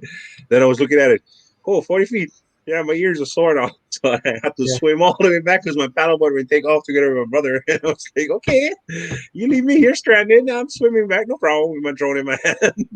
So you're like holding the drone up in the... Holding it up in the air, shaking it out, disconnect with the battery and all, and swimming with one hand. And then, I got it here. That's awesome. Drones just let you do all kind of weird things. Hiking to get your drone is a part of fun. I'm not sure about that. If you would see where we got to go hike through with all those bushes and thorns and the jungle, you do not want to hike through that right? I'm going to tell you that. And plus, we get us some boards here that are like about 400 pounds. So they might be in those bushes too. So, yeah. I saw one of my favorite drone videos, and I don't remember who did it actually, but I think it was when the DJI Mavic Air came out, the original one. But it was a distance, they were trying to go as far as they could. And what they didn't think about was the wind. And so they were flying, the wind was behind them when they were flying out. And so they basically went halfway through the battery, and then they turned around to come back, but they were flying against the wind on the way back. And they were on this lake, because you get like, there's no trees in the way. It's just, a straight shot. And so then they ended up trying to find this little island to land on in the lake. It had like some trees on it. And then they had to go find their drone. It was a really good video, but I was like, stupid. At the same time, and which it's something that I would do. Like, most of my videos are me. Well, y'all watch this. I'm going to try this today. It's not like I had one of my viewers with the DJI Spark. You can charge it with a power bank. So he was like, well, can you get extra flight time if you put a power bank, like just tape a power bank to it? And I was like, well, that's a good thought. So I went out to do this video. I got all set up. It took me 10 minutes to set up the video, get my camera just right, plug the camera in, and then I went to fly it, and it wouldn't take off. And so there's like a fail safe that it won't take off if it's being charged or something like that. And so then I just kind of looked at the camera. I was like, well, that's not what we're doing today. So here's some I'll just go fly it for the next 10 minutes, and here's some footage. But yeah, when I go, I have been told, like, oh, try fly it here, try fly it there, try fly it through a waterfall. And I was thinking to myself, how am I going to defy the physics of water pouring down onto my drone, my man? Yeah. It's like, yeah. Did the dunk on Afi survive? Is that the one you're flying? Yes, that is. She got dunked twice. The second time, I'm kind of ashamed of telling the story about it, though. But yeah, it got dunked twice. The first time was when she ended up in the ocean, and that was kind of a dumb thing because she ran out of battery. It was a battery malfunction from 80% down to 10%, and from 10% she just wanted to go land. The second time that she actually went end up in the water was I put a fishing line on it because we wanted to make it for the 360 video. The fishing line was attached to the cage of the 360 camera, which was in my water pond. And I wanted to hand start her, and my finger got stuck on the fishing line and she went upside down into the water. I pulled her out, I disconnected her battery right away, and I shook her out. I put her on top the wood, and I left her there in the sun, in the broad sun. I left her there for 4 hours. Plugged the battery back in, boom, she flew. So this drone, the Parrot Anafi, is one of the toughest drones I've owned so far. That's awesome. That's really good. Yeah. I had one of my videos was, it was kind of like anti-object avoidance because the Parrot Anafi didn't have it, and I was like, everybody was complaining that it didn't have it, and I was like, well, it's still an awesome drone. And so I kind of flew it around tables, and I was like, this thing, it handles great. It just stays where it's at until you tell it to go somewhere. And then the second half of the video, I told him that, or I told my viewers that it would move up as it was going uphill, and it does, but not very fast. So I just flew my drone straight into the side of the hill, and it bounced off, and there was like all this dust, like a dust cloud. And then I was like, oh crap, but I mean, it worked out. It takes a licking.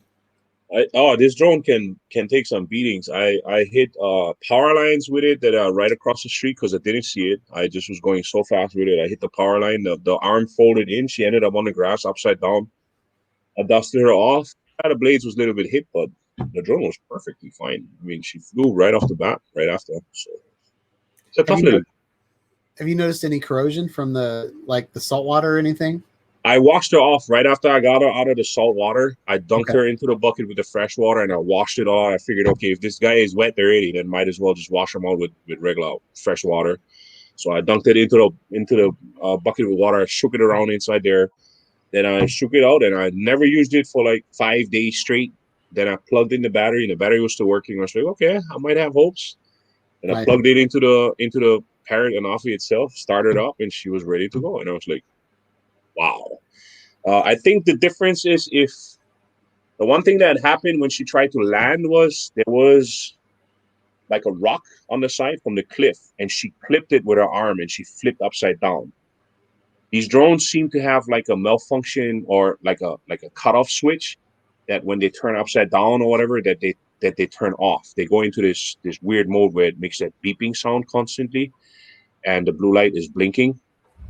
That happened to me twice. Even when she got stuck on my wire, on my line, and she fell into the water, it was upside down. And because of that, she turns off all the circuit board and stuff. That's, I believe, is the only reason why they survived twice in the world. Wow. That's awesome. I live in Nashville, Tennessee, and so we have lakes around here. We don't have any ocean. And so I get to go to the ocean maybe once every 5 years. And I took this Manfrotto tripod. It was aluminum, and I stuck it in the ocean, and I didn't think that I needed to wash it off, and put it in the bag. And when I got back home, it had like paint was falling off of it, and I mean, there's just all kinds of stuff. Yeah, so salt water is really bad. Ocean water is really, really bad. Yeah. Yeah. Have you so one of the things I've got I just don't have maybe 150 flights on my Parrot Anafi, and most of mine are with the flight plan. Just because I've had the Parrot Bebop and the Parrot Bebop 2, and I loved flight plan back then. Have you used flight plan much? Yes, on the Parrot Anafi, I have used it a lot. After I got my 107, I was doing developmental photography for the landscape. So I had a flight plan set up for certain properties that had to go every so often to take the drone there, fly there, and take images of certain spots. So the flight plan worked great for that because it was the same plan. I saved it, came back a couple weeks later, took a picture. We saw the development of the land. We saw how far it got, and then I was able to put it together in a video for the company, and they paid me for it. That was great. I mean, That's awesome. My plan is awesome.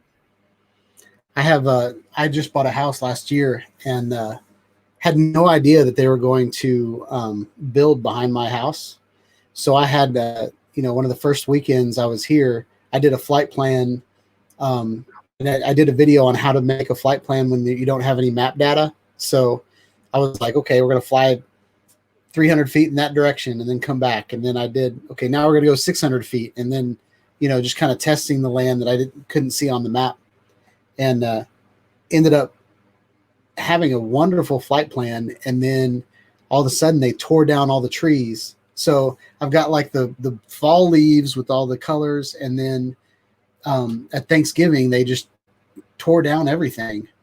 And so now I flew the same flight plan with all the destruction and the burning of the trees. And now I have they're making gravel. So I'm trying to, someone asked, I think Jet asked earlier if I was still doing the time lapse. I'm planning on doing like a year's worth of time lapses, flying from my backyard over, a mile that way and then coming back around and then doing a reveal of my house. So I love that I can program my drone to fly in one spot and then come back a week later and have it fly the exact same spot, compare footage, and that's how I do my video modes.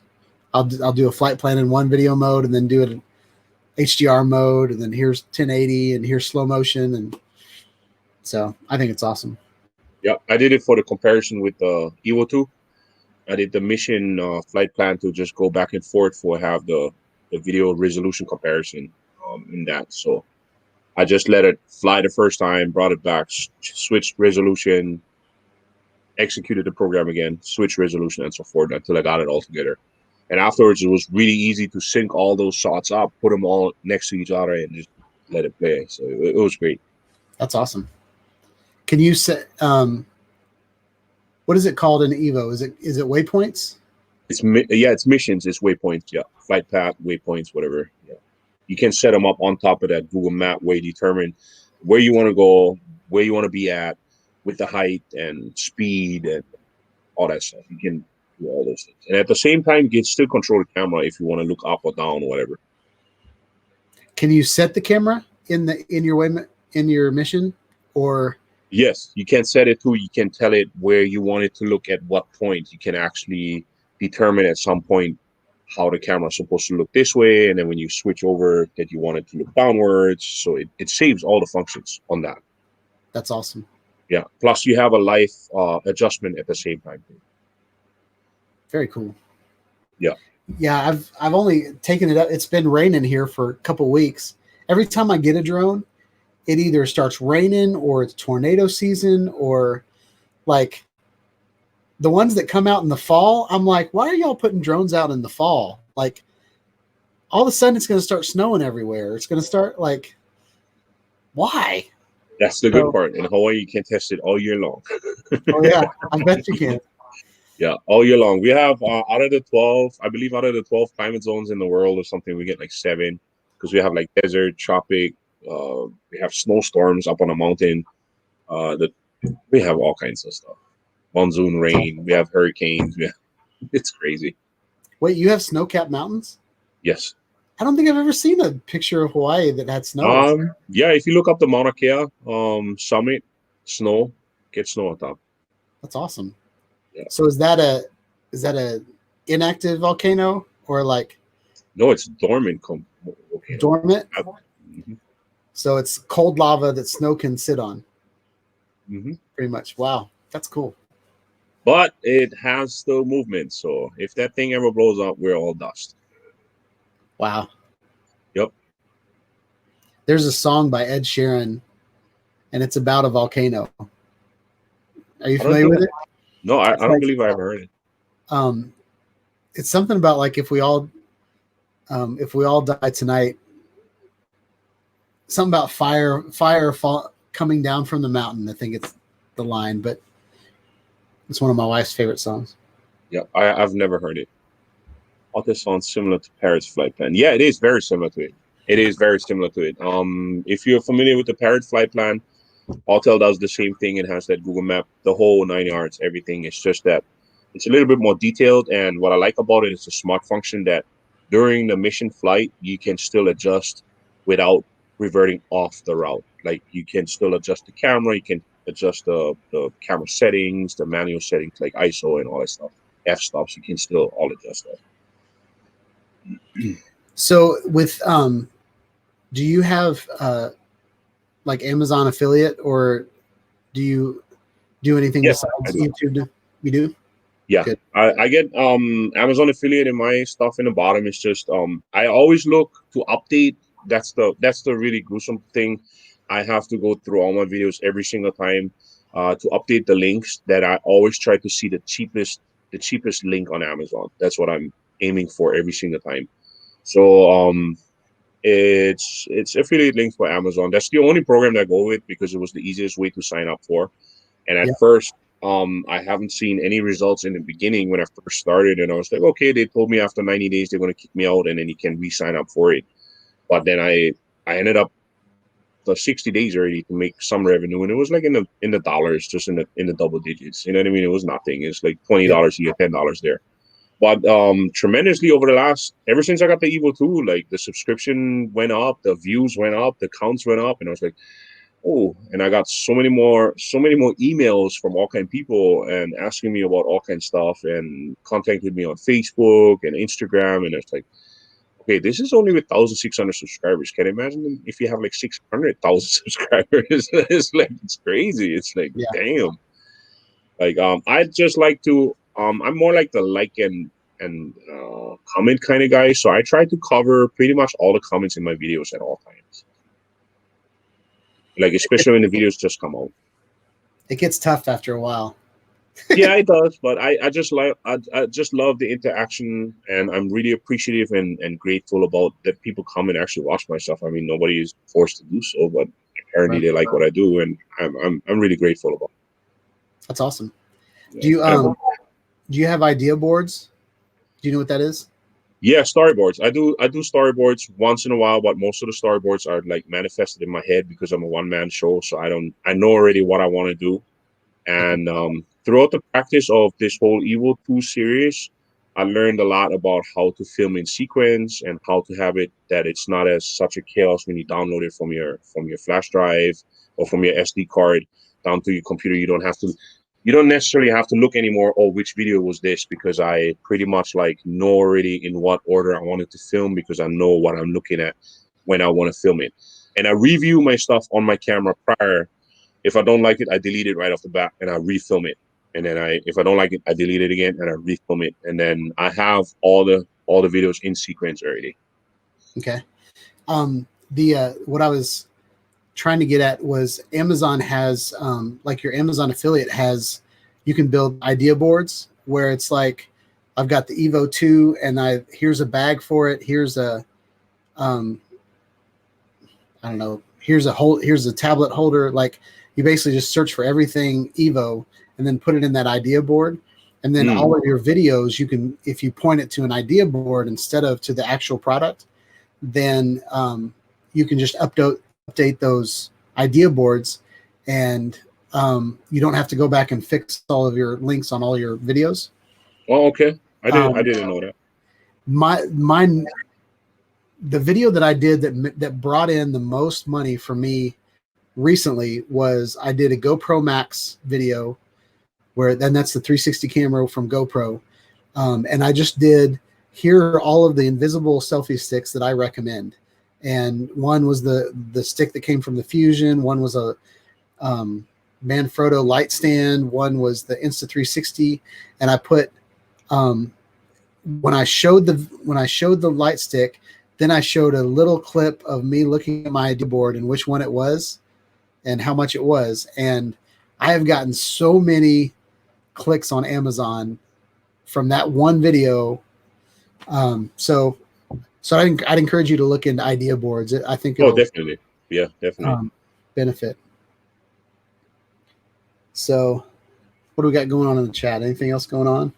He said, Jet Martin said, with Parrot's flight plan, you can move the camera manually without interrupting the flight plan. I never tried to change camera settings, but it may be possible also. I don't know if it was the prior version of it, but it might have been after the update that he was able to change the camera settings. But when I tried it during the execution of a flight plan, it would stop the drone in dead in air. It just would stop if you try to adjust the camera and stuff. And I guess it's because you're touching the controller or whatever. It's an automatic function that they wanted you to do. They might have changed it. I have not tried it for a while since I have the EVO II, and you might be right that you're going to be able to change the camera setting. You have to, if you build a flight plan, you have to not put any camera settings into your flight plan. Mm-hmm. And then when you touch your controller, you can't touch anything that has anything to do with the flight. The control sticks, yeah. Yep, you can't touch the control sticks, but if you use the zoom and the gimbal, you can move the gimbal while it's in flight. Yeah, see, that's what I like about the EVO. If you have the smart orbit and you set your point A, which is above you, and you set your point B, which is the further point away, and it starts rotating from there, you still can control the height without interrupting the flight orbit. So, that's awesome. Yeah, it's freaking great. It's like, so you could do like a cone, or like you're going around it and rise at the same time, and that's beautiful. So you can. I made it in one of the, like I said, in the next episode coming up, probably in 2 days from today. Spoiler. It's like a spoiler alert. It makes like a spiral, and it looks really good because it's a spiral that actually moves away from the object as well. So it's pretty good. That's awesome. Yeah. Took me a while to get there. Plus, it's kind of, I mean, the controller sticks are programmable already. You can now adjust the sensitivity of it, which is great. So, yeah, that's something I noticed with my EVO II is it's very punchy. Yeah, now you can program how sensitive you want it. That's pretty good. It's really hard to get some tripod shots, like, moving really slow. Yeah. And I'm old, so my thumbs and my fingers they wiggle a little bit. Yeah. A little new to drone scene. I have an Autel EVO question. And a remote. Do you know if they're planned for a bigger screen? I'm hoping that they're gonna bring out like a smart controller, like they did with the other one. Otherwise, your screens pretty much you're limited to either your cell phone or the tablets that you can add on. I haven't heard anything about them trying to create a new controller with a bigger screen yet. I think they're still trying to fill out all the back orders first before they focus on creating new controllers.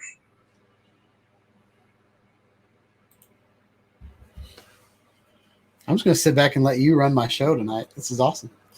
How do you yaw the camera left and right while the EVO II is moving forward? That is a tricky one where you're not going to be able to move the camera. You will have to pretty much move the drone while it moves forward. You move the drone at with your sticks while you fly it. The camera itself has only function of going up and down. Yeah. Can't. Unfortunately, that's one of the things I don't like about drones with cameras on the front of them. Like my unique Typhoon, like the camera hangs underneath it, and I can just fly in one direction, and I can point that camera wherever I want to. Whereas most of these drones with the camera on the front, you don't turn the camera, you turn the entire drone to point in that direction. Yeah. So, and I'm not sure is the DJI Inspire like that too, because I think that's an independent 360-degree camera too, underneath. So I flew with Ken Heron. I controlled the camera while he controlled the drone. That's right. They have the controllers. That's right. Yep. So he put a pair of goggles on me, and scared the crap out of me, by the way. But it does it perfectly, but it can't go 360 degrees. It goes like all the way around, and then you have to turn the camera around, go back the other way, which will totally ruin your shot. But also, like, while he would, like, you have to be in like really good communication, because he was flying the drone in one direction and he said, "Hey, look over there." And I had no idea where he wanted me to look. And so I'm just kind of like looking all around, like trying to find this. I forget what he called it, but it was like one of those, we were on a runway, and it was a place where hobbyists come out and fly their drones. So it's got like little tables they can set their stuff down on and stuff. And he called it something, and I had no idea what that word meant. And so I'm just looking for something to point the camera at. But you can pan side to side with disco camera. Yep, you can. That's what I've seen. It looks great. So the disco camera is the disco camera the same as the Parrot Bebops? Like, is it a 180-degree camera that you basically just move the crop around? I think that's what it is. All right, Shawn. For me, it's time. I gotta go. I gotta get ready for work. What? It's only like noon there or something. Yeah, it's 4 o'clock almost. Oh, that's cool. Yeah. Well, 808, thank you so much for joining my chat. Thank you for having me. I hope you can come back. Oh, definitely. I totally enjoyed this. First chat ever. I love it. It's great. Awesome. Great. You might be right. I might start a chat. It's so fun. And it is. With StreamYard, you can do it for free with a little watermark up in the corner. Mm-hmm. So, and it's like $20. There's a link in the description for discount. I really love it. But I appreciate you guys having me over here. It's really great. Yeah. Thanks for having, we had you. Thanks for coming. All right. Yeah, everybody go subscribe to 808 State. See you, man. So. All right, guys. That was an awesome live stream. I love every minute of it. I think 808 State is an awesome guy. I love his videos, and I can't wait to see what he creates. So, yeah. Hope you guys like this video. Please like, subscribe to my channel. Subscribe to 808 State's channel. Click on the bell for notifications so that you can see more videos that we put out. And, yeah. Have a wonderful night, guys. Peace out.